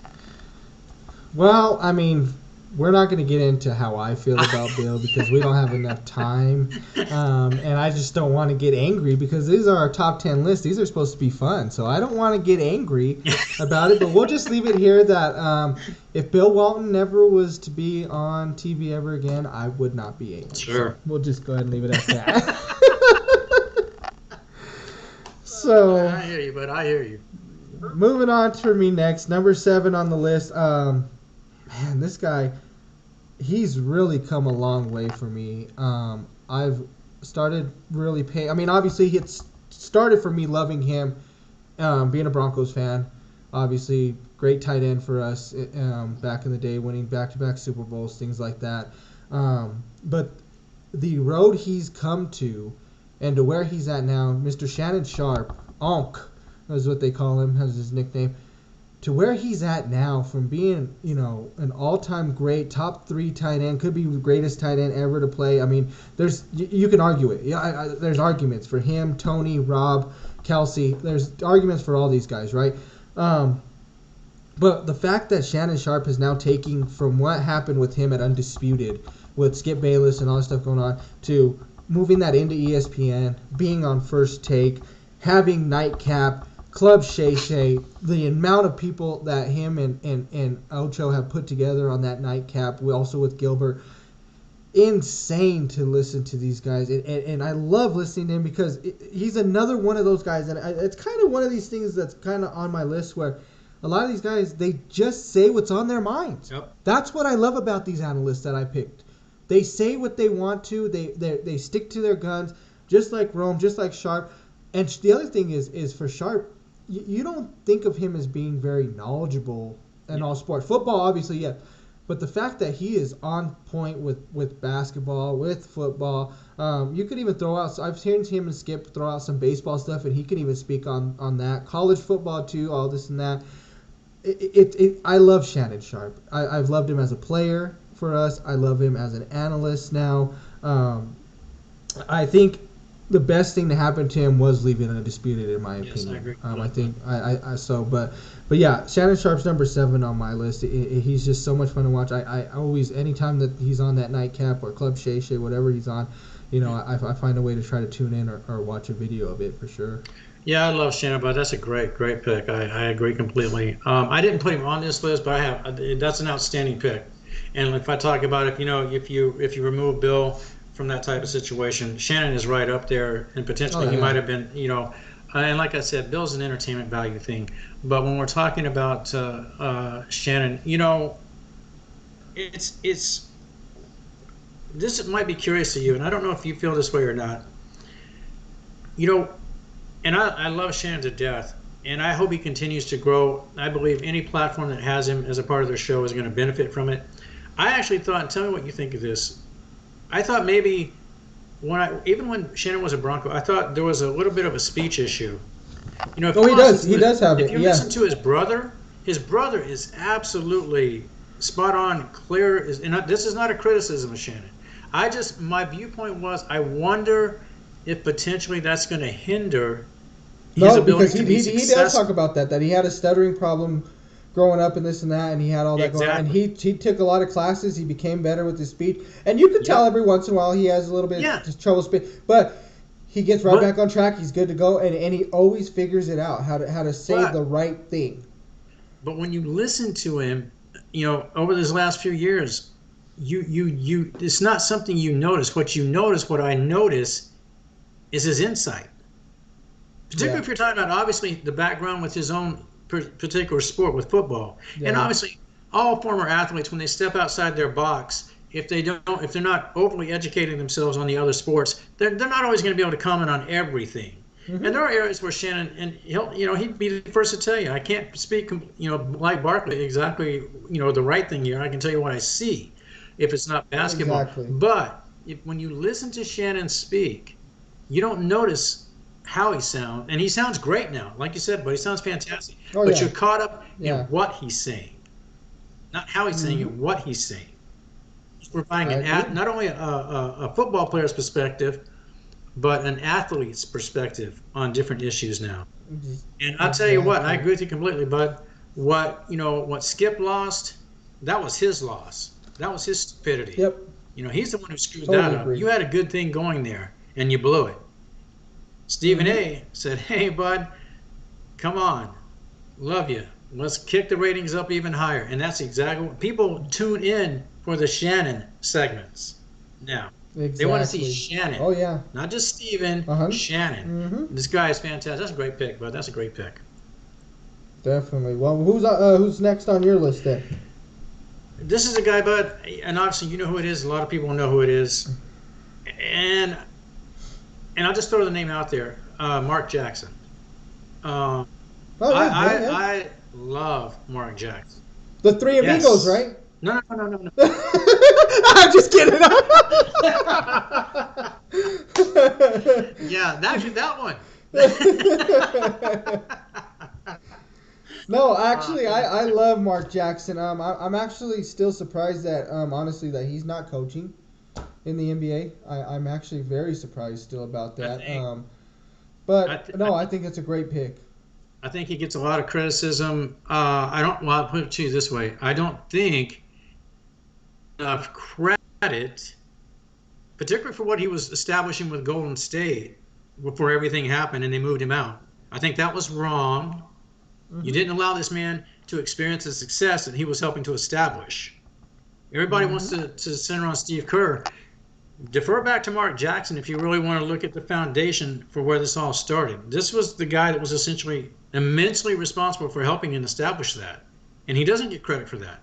And now, as we move forward, and aside from what he does as an analyst, I think he's fantastic. I really do. And I love the playoff between the three when they're together. You know, and again, and that's a profession that I don't think Mark is being allowed to fully, showcase his talents. I think he's terrifically insightful. I think it's easy for him to criticize, and that's a compliment. He doesn't hesitate. He'll jump right in there. Him and Jeff, I love the banter between the two. Him and Jeff Van Gundy, I think it's been phenomenal. I love it when you're together. I almost think sometimes, as far as the coaching aspect goes, I almost feel like Mark is being blackballed. There's been numerous opportunities where he really should have been the top candidate being considered, Yeah, and they just move him aside and they just roll right past him without even really giving him any consideration. And I think that's an injustice to him. I I agree with totally you, agree bud. with you on I that. think he'd be a phenomenal head coach if given one more opportunity, possibly two, if the situation is right. And again, I tell you what, if you put him with the Milwaukee Bucks, I think you'd see a huge difference in how the game is approached. And I Definitely. hope at Oh some point, yeah. like you mentioned, Bud, he deserves another opportunity. I hope he gets it. But if he just continues to work within the booth, working with other Oh, he'll be analysts and fine. He'll be commentators, fine. I'm fine with it. I Yeah, love the guy. I hope he's definitely. around for a long, long, long time. Definitely. I totally agree with that. Good pick, Mike. I didn't even honestly Mark did not even come up on my list. I didn't even think I of love him. the Right? guy. That's a And great Jeff one. Van Gundy too. I mean, Jeff's not on my list, but I Oh, love Jeff's this guy. good. Jeff's great. I like listening to I Jeff. love. Jeff to me is kind of like the how John Gruden was for the booth. Coaches that were really good and then they're very smart and they can Yeah. kind of speak on it while the game's going on. I like Jeff And Van Jeff can Gundy. scrap. Jeff will jump right in there and he'll scrap. He'll put up a score, but he'll scrap. No lie, no lie. All right, moving on. We'll go to number 6. Mine is kind of he's kind of become more of an analyst now, being on a lot more of these shows. He was more of just like a news guy to everybody, but he's also usually he's from here. But Adam Schefter, I really Oh like yeah. Adam Schefter a lot, man. He is, like I said, he's touched a lot on all the Denver stuff. He's from here. Um, Great person. You could tell like he's just so much fun to listen to. You could tell he's a guy that you probably, if you're ever around too, that he's just fun. Another guy that's just completely, and all these guys we know what they are, but just completely knowledgeable. And obviously this guy, he has the news before the news has the news. You know what I'm saying? He's number one. I mean, I think he's probably the first guy everybody goes to now when there's something that pops up, and especially football wise. I mean, he's the top guy that gets like the first thing that comes out, and he kind of leaks everything to that point. But you know what I love, Bud? And you've seen them too. Those segments where particularly during like the draft and those type of things. Yeah. Oh yeah. And he's on camera, and he's literally he's. Hold on a second. I've got him. He's so much fun to watch, and I love watching him when they do those what is it, the 48-hour stream or whatever for fantasy football. They do that before the season comes on. I mean, he's so hilarious on it because he tries to stay up that whole. He's like one of the guys that tries to stay on the whole time, and you can just tell in that like. But I think it's 24 hours, but like you can tell in that 18th hour and 7th hour, he's already just starting to just go. He's fading at that. Last year, I think he fell off a chair at one point or something like that. I've seen him or it was 1 year, but yeah, you could tell he's just. But that's the thing that I love, because the passion for the job. Yeah. He does it so well too. I mean, he does his job completely well. Everybody respects and loves him too. I don't hear a lot of people ever come out and be like, "Oh, I don't like Adam Schefter. He's." The comments he made was bogus and this like that. He's a great person. He's fun to listen to. I really like. The other thing I don't like, but you hear this too, and whatever. I mean, I know he gets a lot of kickback on sometimes throwing out things he's hearing and saying this is about to happen, and then obviously it doesn't, and that type of thing. And now people chime in with, but his sources. Before you listen to Adam, you might want to double check your sources because some of this stuff isn't okay. Folks, tell me any guy in this line of work that doesn't put things out there that doesn't necessarily play out sometimes. It's part of the business, But Adam's putting out. Well, that's just like these players. Some players will. Some of these players they go out there and say, well, such and such has said that they want to they're open up for trading. Yeah. Just because they open up for it doesn't mean it happens. Exactly. The team has to be able to want to do it. So the same thing with him. Like he's only as good as his source. Sometimes they give it to him the right way, and sometimes they don't. It's like you can't be perfect. Yeah, a perfect example, bud. That's what I'm saying. Perfect example. Ocho came out. I think it was either yesterday or today, and they asked him about Russell Wilson. He says, "I'm telling you right now, lock it in stone. The Steelers are going to pick up Russell Wilson." Okay, but he says, "Trust me, my sources are guaranteeing this." Okay, and that's fine. See, everybody does it. And maybe it does play out. Maybe it doesn't. But he's a Bengal. This Pittsburgh Steelers aren't going to give him no sources. They don't like him. He's a Bengal. They're in the same division. That's what they just told him. Hey, go look stupid on Nightcap. Russell Wilson's going to come to us. Yeah, Ocho, you might want to. You should have probably thought twice about that before you put that on the air. I'm just kidding. I love Ocho. Shout out to that man. I love Ocho, man. I love that man. I love listening to him and Shannon on that nightcap. Like I said, I love you both, honestly. But who do you have at your sixth spot? Or is it's 6 or 5? 6? It should be 6. Yeah. 6. Okay. I really do. Reggie Miller. To me, is phenomenal. He is phenomenal. Right. And obviously, he does a lot of NBA stuff. And then he also, over the last few years, they transitioned him to the tournament and helping out with regionals and things like that. But this guy is phenomenal to me. Oh, I love Reggie Miller. I like Reggie. Very clear, very insightful. Obviously, speaks from a player's perspective. Can be critical when he needs to be. But I have loved this guy ever since he stepped in front of the camera. And obviously, loved him as a player. Very confident, very cocky, but he could back it up a lot of times. But I love what he brings to the game. Just the insight, and I loved the addition, like I said, to the college game. It's just a natural transition, and I wasn't sure if it would be.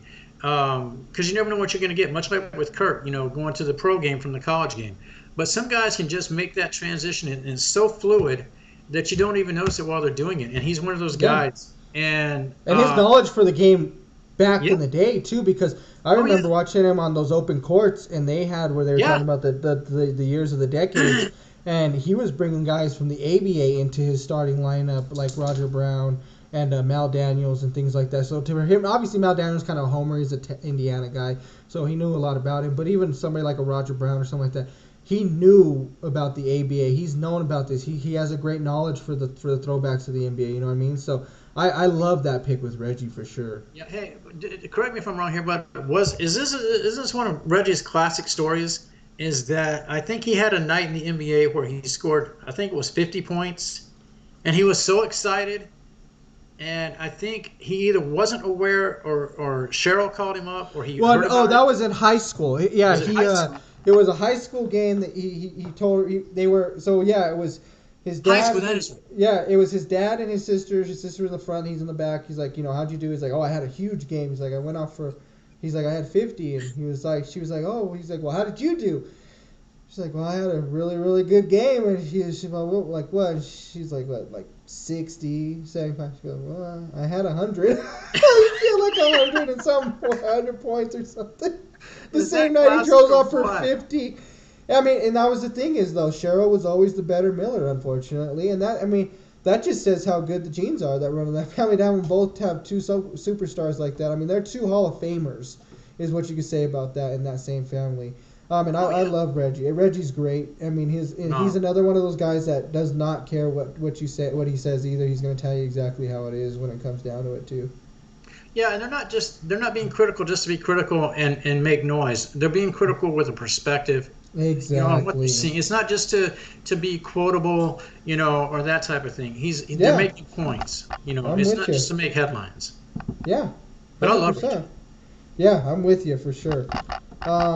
So moving on now, we're into our top 5 now. Number 5 is a guy that shot up a lot in the past, say year for sure, year and a half for me. It's Chris Broussard. I love Chris Broussard, man. My God. Man, this guy is so great. And like we talked about these podcast things that I watch, I love First Things First. I love him with Nick Wright.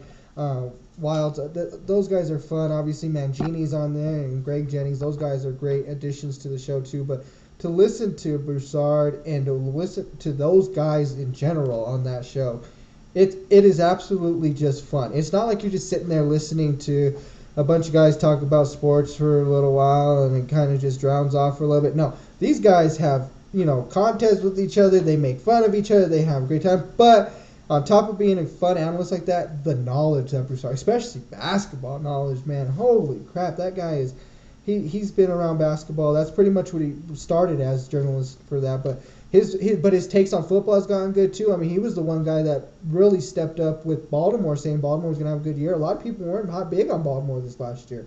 Yeah. He's the one that had him going to the Super Bowl, and they almost went. So, smart man. He's fun to listen to. I love Chris Broussard, though. I couldn't agree with you more, but he also has a quick shout out to him, and I think it's Rob Walker. They have a show on YouTube. Well, they have a podcast called Odd Couple. Yeah. And I wasn't familiar with Rob so much, obviously, and I have now because I do watch the show periodically. Comes on. I've known Rob only because he was on Undisputed quite a bit back in the day with them. Okay, yeah, gotcha. Because he was the one that was always Rob Parker would always go back and forth on certain things, but he would be on the show, but like one day it's about arguing directly with Shannon, and then the next it's arguing with Skip about something else and things like that too. And he was fun. I like Rob Parker. Rob Parker is a good guy, definitely. Yeah, it's a great duo. And Rob can be pretty critical too. And obviously he's speaking from a journalistic background, but it's pretty thorough. I mean, he goes back quite a ways. But back to Chris, I obviously became familiar with him through what he did with the NBA and that type of thing. And so again, when I saw this placement within this trio, I thought, well, I don't know. Chris is more about NBA, so I'm not sure where we're going to go with this when we start talking outside the box, so to speak. But I'll tell you what, his transition again, fluid. He knows his stuff. He studies his stats. He can come at you with what, if he's going to come at you, he's going to back it up with the information to make his point. And sometimes, him and Nick, there's always a friendly exchange. But they're both coming from sound backgrounds and solid, basis for what they're stating is this is my fact and this is your fact. But they back it up with stats and that type of thing. But also, again, I love what Chris brings to the Odd Couple. I watch this periodically when I can.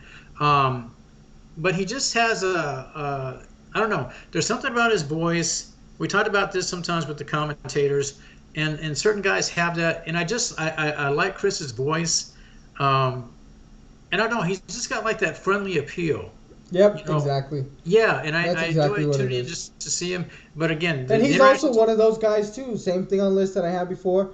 Doesn't care about what he says, what he Oh, brings. I mean, he's sticking to what he goes with yeah. all the time. And that's what you want, particularly when we get into like the top five of anything. Particularly with this, you want people that speak their minds.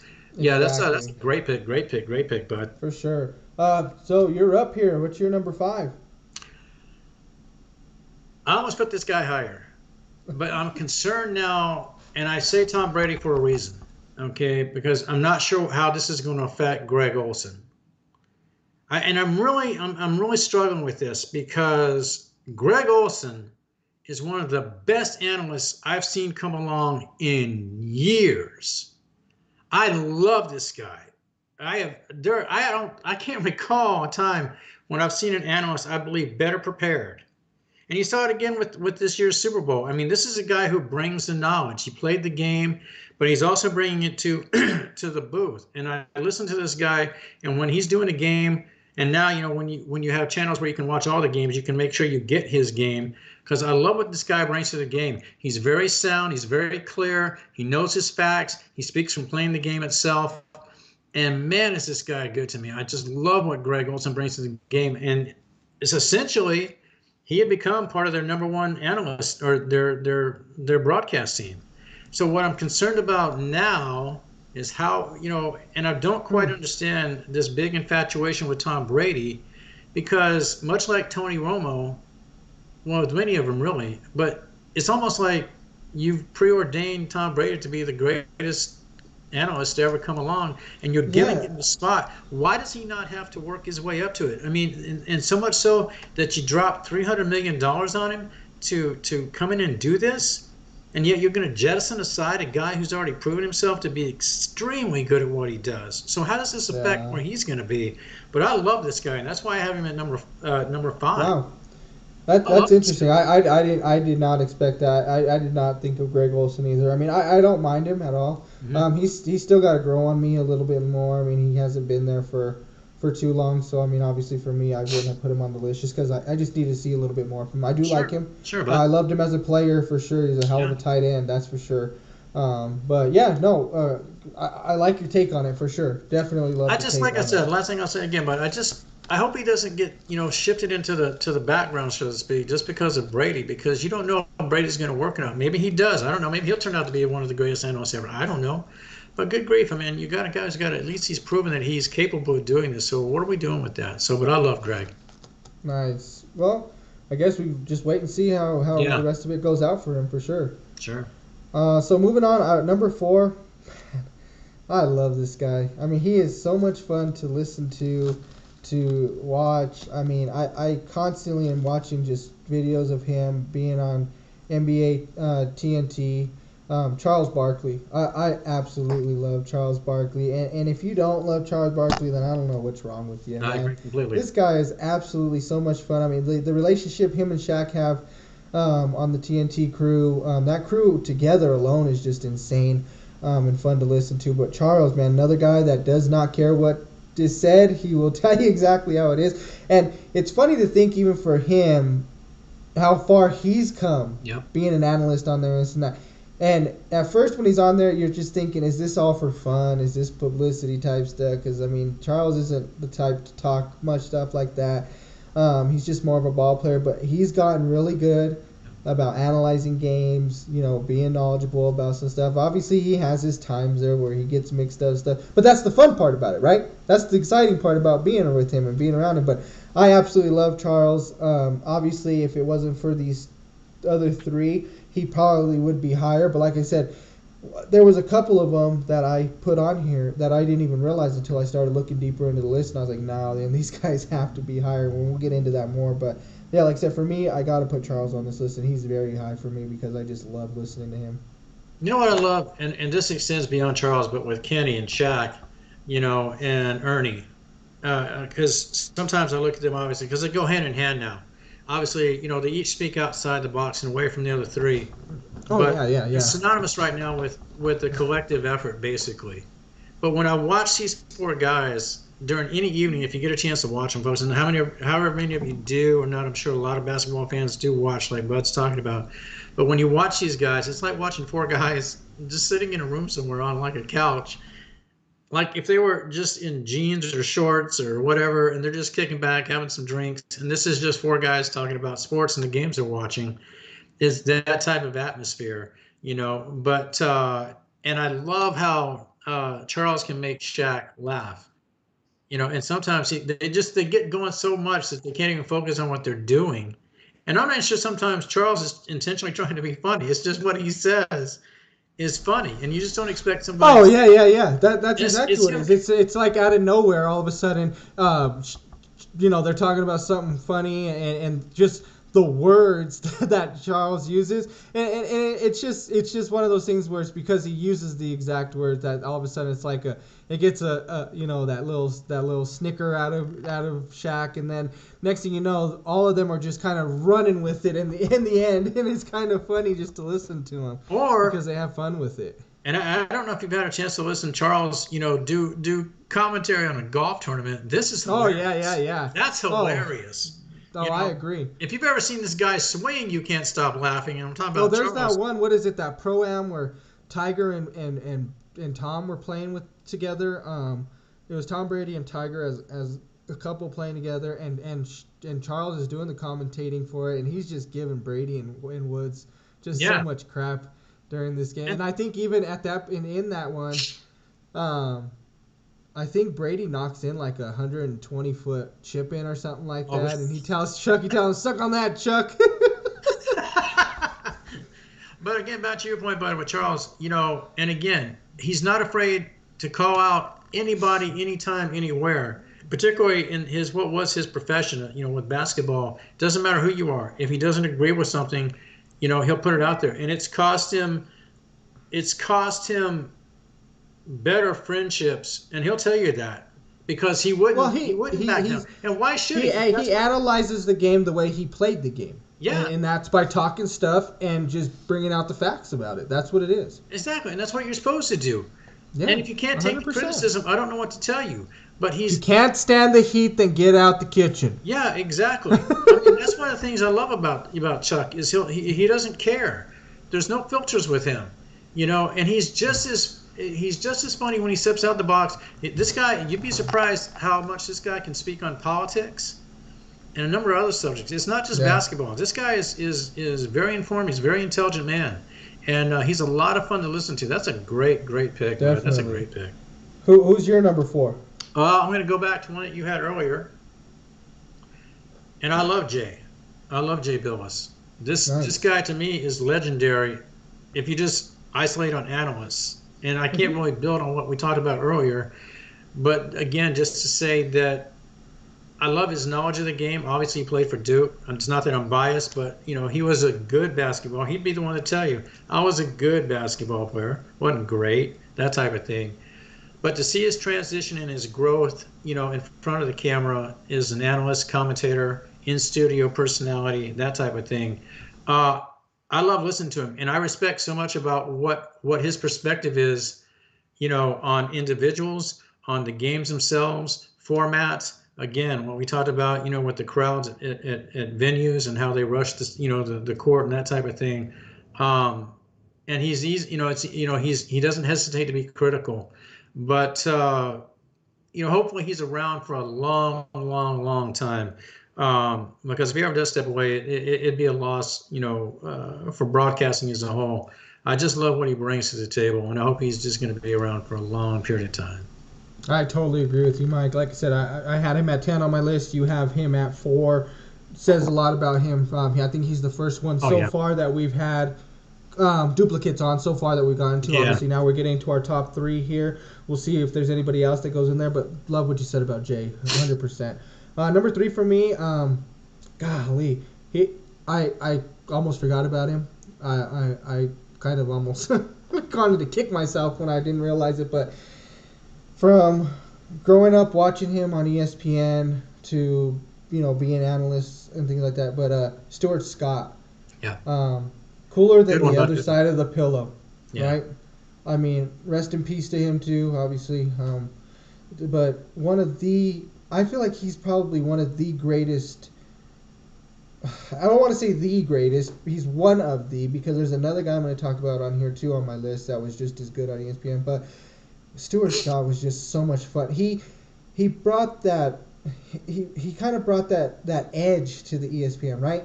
He brought that swag. That's the word I'm looking for. He brought the swag to ESPN, right? He brought new vocabulary. He was more exciting with the booyah, boom. He got you going, right? He's pumped you up.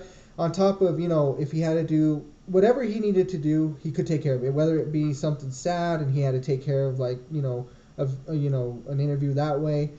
You could tell that he really was compassionate for whatever he was doing. If it was more excitement, he got involved with that. Absolutely love Stuart Scott. I could sit there and listen to him all the time if need be. But I know you've been watching sports longer than I have, so you've probably seen Stuart even longer than I have too. So just make real quick some stuff that you thought about Stuart. Well, first, let me preface this with, Anthony and I have these lists, everybody, but we could have gone beyond top 10.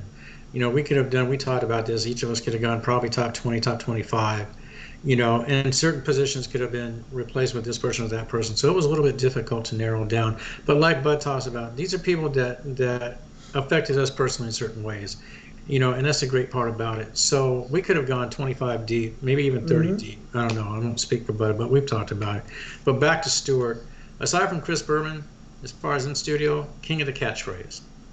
Could come up with anything, anywhere, anytime, and make it work and make it sound like you said, cool, laid back, total swag. Yeah. This guy.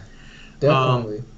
I think one of the, and I'll use this word. I like to think, Berman's a pioneer. If we're talking about ESPN, you could put Dan Patrick in there, that type of thing, but I think you also got to put Stuart Scott in there.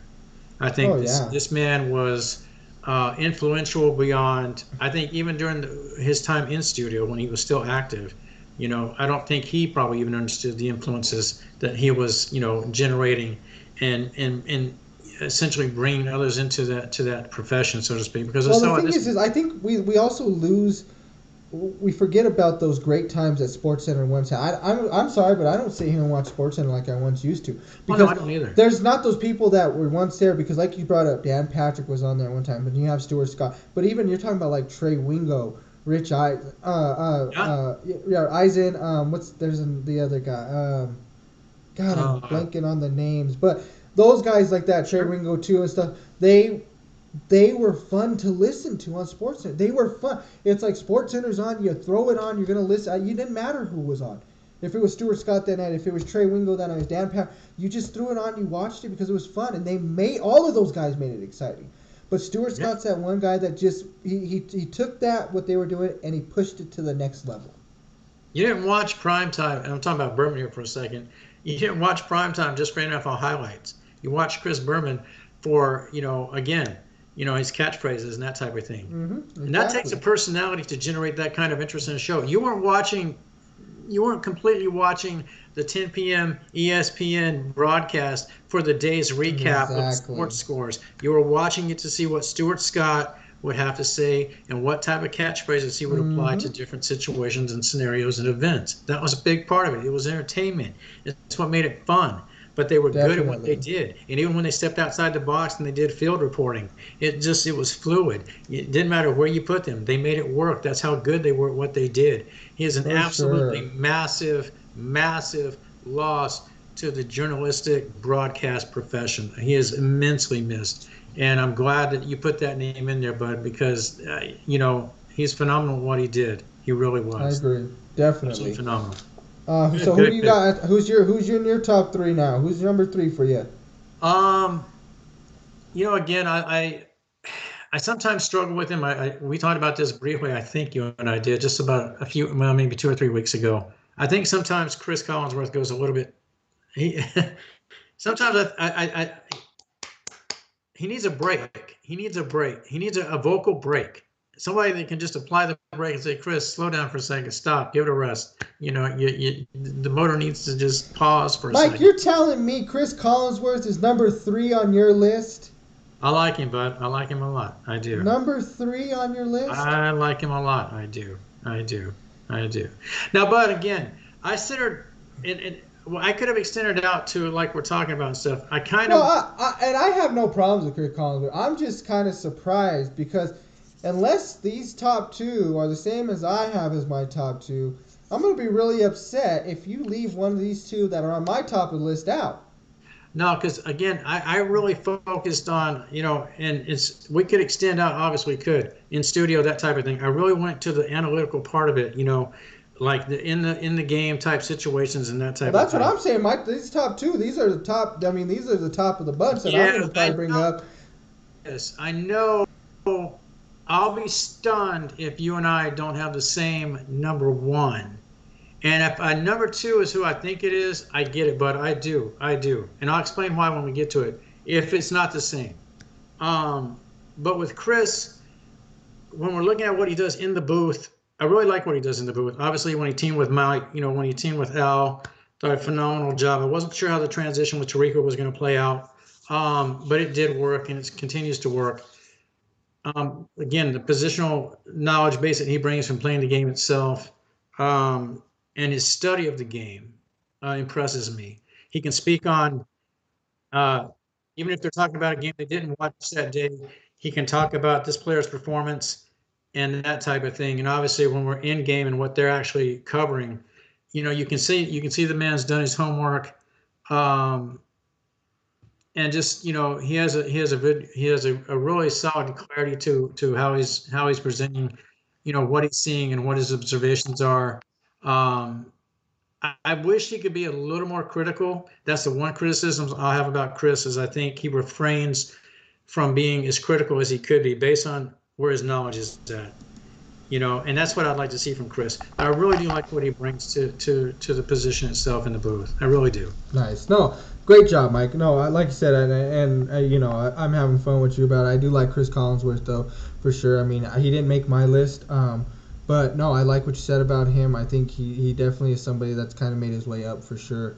He has. Doing a pretty good job where he's at also. But so moving on now, number two for me is Chris I Berman. knew that was going to be. God, I love Chris Berman, man. I mean, holy crap, man. I mean, all you can think about with Chris Berman is NFL Countdown, NFL Primetime, and NFL Primetime was even more fun than Countdown. I thought too. I mean, it's just him, and then on top of it being Tom Jackson with him. I mean, he's a Bronco too, so you got to love that. But it's like you said, it had nothing really to do sometimes with how the outcome came, what the score was, the statistics. It was, what is Chris Berman going to say about this play? Here's a fumble, automatically hear fumble. What are you going to hear? Whoop! Right? I mean, he could go all the way. I mean, and then not to mention just that prime time music, right? I mean, you can hear it in your head already, right? Well, the music you can hear from it, all that stuff. I mean, Chris Berman has been doing this for years, and not just on the football side, right? Then you go into baseball and listening to him do the All-Star game, doing the home run derby, back, gone, right? I mean, all this stuff about Chris Berman, he can do anything at any time. He's been great. He's a great person too, from what I hear. I mean, never hear anything bad about Chris Berman either, anything like that. But obviously, quickly, I want to get you on your number two, but also kind of just give us some thoughts about what you thought about Berman also. No, there's nothing there's not enough accolades to apply to Chris Berman. There's not, bud. I was disappointed. I understood when he finally, technically he stepped away from his overall duties. Obviously, he still does a prime time, type of thing every Yeah. weekend, and that's good. I don't see it that often, but that was, that's what you knew him for, really, at a certain point in his career, was what he did with prime time. But back to your point, Yeah. he's essentially one of the founding members of ESPN. He really is. They've Yeah. done documentaries about this, and he can go back and show you well, we can all see the old clips, but how ESPN has progressed and those type of things, and how he's progressed with them. And Definitely. he's got classic stories about what a struggle it was to get everything started, and it was pretty rough, and there were no guarantees, and he talks about how he had to live and those type of things with him and his wife and that type of stuff, and things were a struggle, and then eventually it took off and it caught fire. But you can't say ESPN. I'd go so far as to say you might not be able to say ESPN without Chris Berman being the first person you associate that with, as far as I totally commentators, agree. I in totally studio agree with that personalities statement. go, that type of thing. For me, if I wish, here's how I would do it with Chris. And that's a great selection, but it really is. I have no issues with it. If we did a top 10 or 20 of ESPN, he's the Mount Rushmore of that type of, Oh, he is easily. he is He's the first he is head the putting up Mount, there. and the rest Yeah, is the Rushmore. That's Chris Berman. yeah. He is. He He is. really is. Um, and again, like you said, bud, he can cover any sport that you want to cover. He's covered every sport that you can imagine. He really has. But there's not enough accolades you can say about the man. He speaks for himself, and just about anybody that knows sports knows Chris Berman. And that's just the Yeah, bottom line with it. And that's a great pick, bud. It's a great pick. yeah, definitely. Well, who's at your two Okay, then? so I'm gonna hopefully salvage this with our number one selection. So don't hate me here. I went inside the booth and what I'm seeing right now, and I really do, and I know you like him too. I do love Troy Aikman from an analytical standpoint. Okay, Yeah, yeah, so yeah. bear with me here. I like what the guy brings to that position. Obviously, again, the player background. I like his criticism. He won't hesitate. He will not hesitate. Even more so, Joe Buck, I think sometimes doesn't know exactly how to play off of. Sometimes when Troy becomes critical, but Troy is correct. A lot of times he's plays that don't work, situations that are wrong, defenses that are wrong, offenses, blah blah blah blah blah. But he's quick to point out if he doesn't agree. He'll even criticize the Cowboys. He has no problem criticizing the Dallas Yeah, Cowboys, yeah, or obviously Jerry Jones or any of that. He has no problem with it, and I respect that out of him. But I do like what he definitely. does, and I do like what he brings to the position. I hope he continues to grow. I like him, and I look forward to seeing him on Sundays. Because typically him and Joe are covering that biggest game for that network on that particular week. Hmm. And Oh I yeah, just like the I'm with interaction you. I'm between the with you two. on that. Uh, I have no problems with Troy. I love Troy. I love him with Joe. Obviously, he didn't make my list at all. I sure. don't think anybody would think I'm going to put him number one on my list at No. all. But no. But still, I like Troy. Obviously, I didn't like him when he was a quarterback with Dallas back in the day or anything like that. I mean, I'm not a huge fan of the Cowboys at all. But like I said, I think number But one. as far as where he's at, I think it's a good one. But for me, we'll try to get in this. I know we don't have as much time, Yeah. but for me, number one is Ernie Johnson. I mean, it's just not. I mean, for me, guy's a no-brainer for me right now. The guy has just been crazy good in everything that he's done. He comes to work with a big smile on his face every single night. He puts in the work to be as good as he is. There's just not much. It just doesn't get any better than Ernie Yeah. for me, and the fact that he has to put up with Charles Barkley, Shaq, and Kenny all the time. I mean that's enough. That's enough said right there, right? Yeah.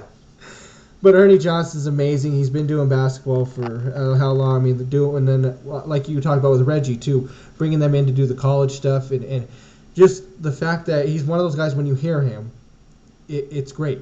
Everything you listen to. He's knowledgeable about everything that he can be. I loved him in the open courts. He has so much fun with these guys. He's so respected by everybody in the league too. I mean, everybody loves him. They'll go up to him and talk to him if he wants an interview. Nobody ever says no to him.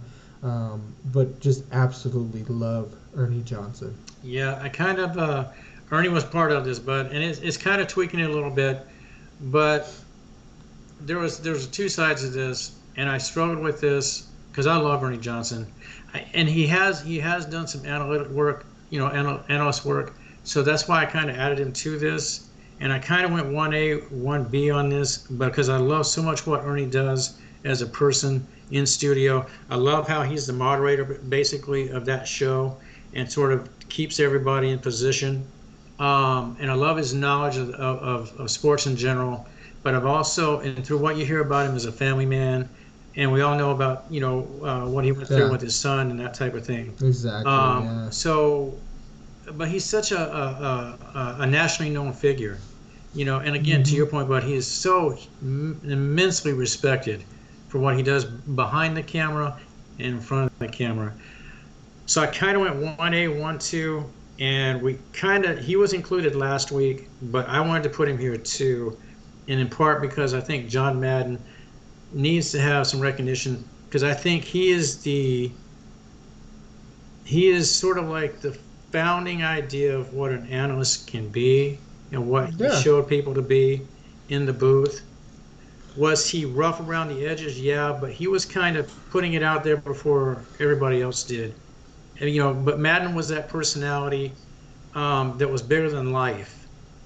I don't think I've ever come across an analyst that was bigger in life than John Madden was.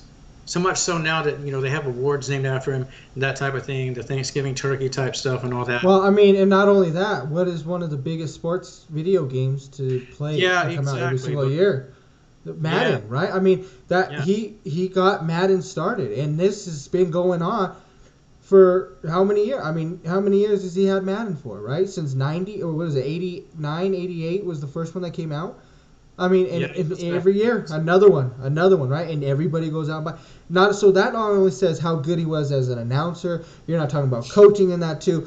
It what he's done for the NFL community himself is just crazy. Yeah, and I don't think this is exaggerated statement, but we got to wrap it up. But I don't think, you tell me if I'm wrong here. I think I may have mentioned that with Ernie, but ultimately, my bottom line is these are two national sporting treasures.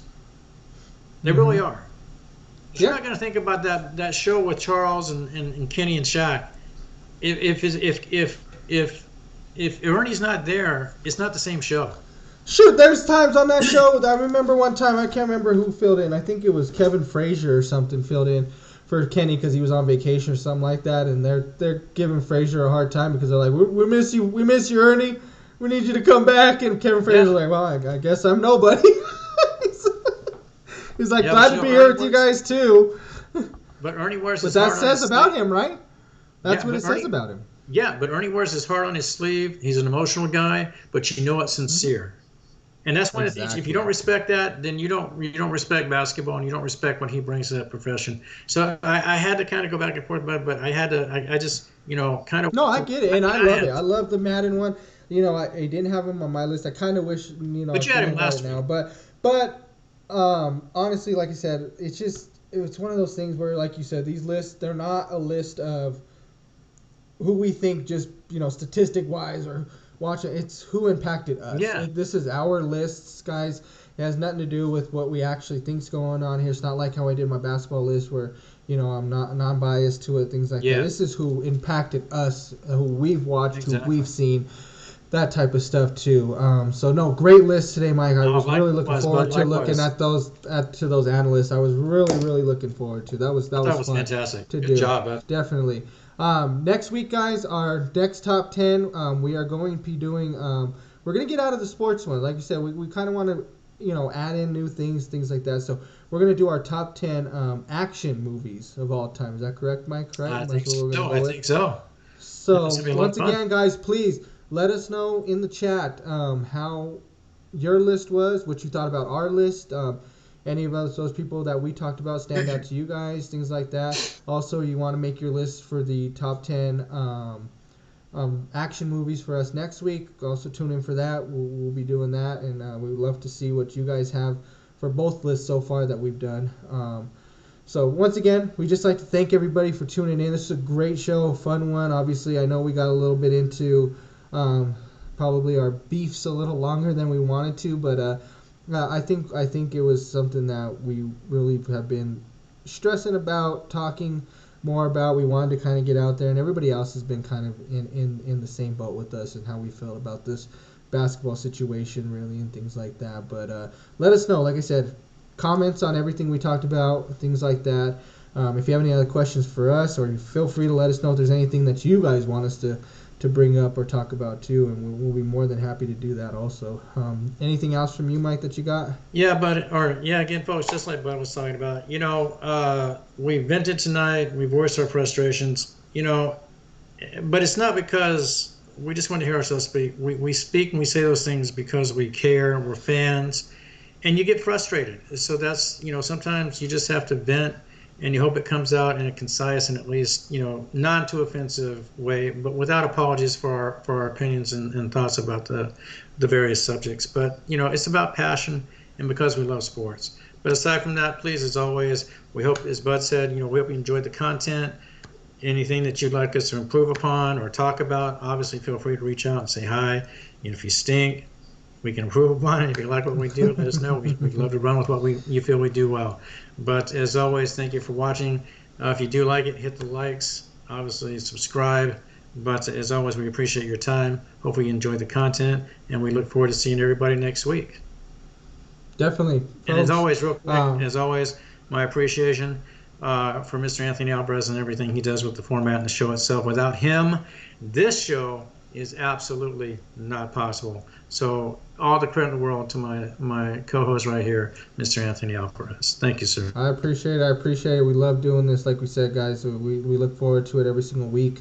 Try to bring you the best stuff that we can possible, for sure. But thank you for tuning in. Like Mike said, enjoy the stream. Definitely hit the like button, subscribe. We'll look forward to seeing you guys next week. So everybody have a wonderful night. Have a good rest of the week. We'll see you next Saturday, and stay safe out there, people. Have a good night, folks. I ran up a check, I might do it again. Enemies close, had me thinking they're friends. 10 toes down, I'll be free until the end. Crib outside the city, I don't feel safe in my hands. Took so many years, I'm just waiting for the wins. I'm in debt to no one but the one who took my sins. I do it for real, there's no reason to pretend. If I do it once, I do it again. Add it up, bankroll, euro, peso, add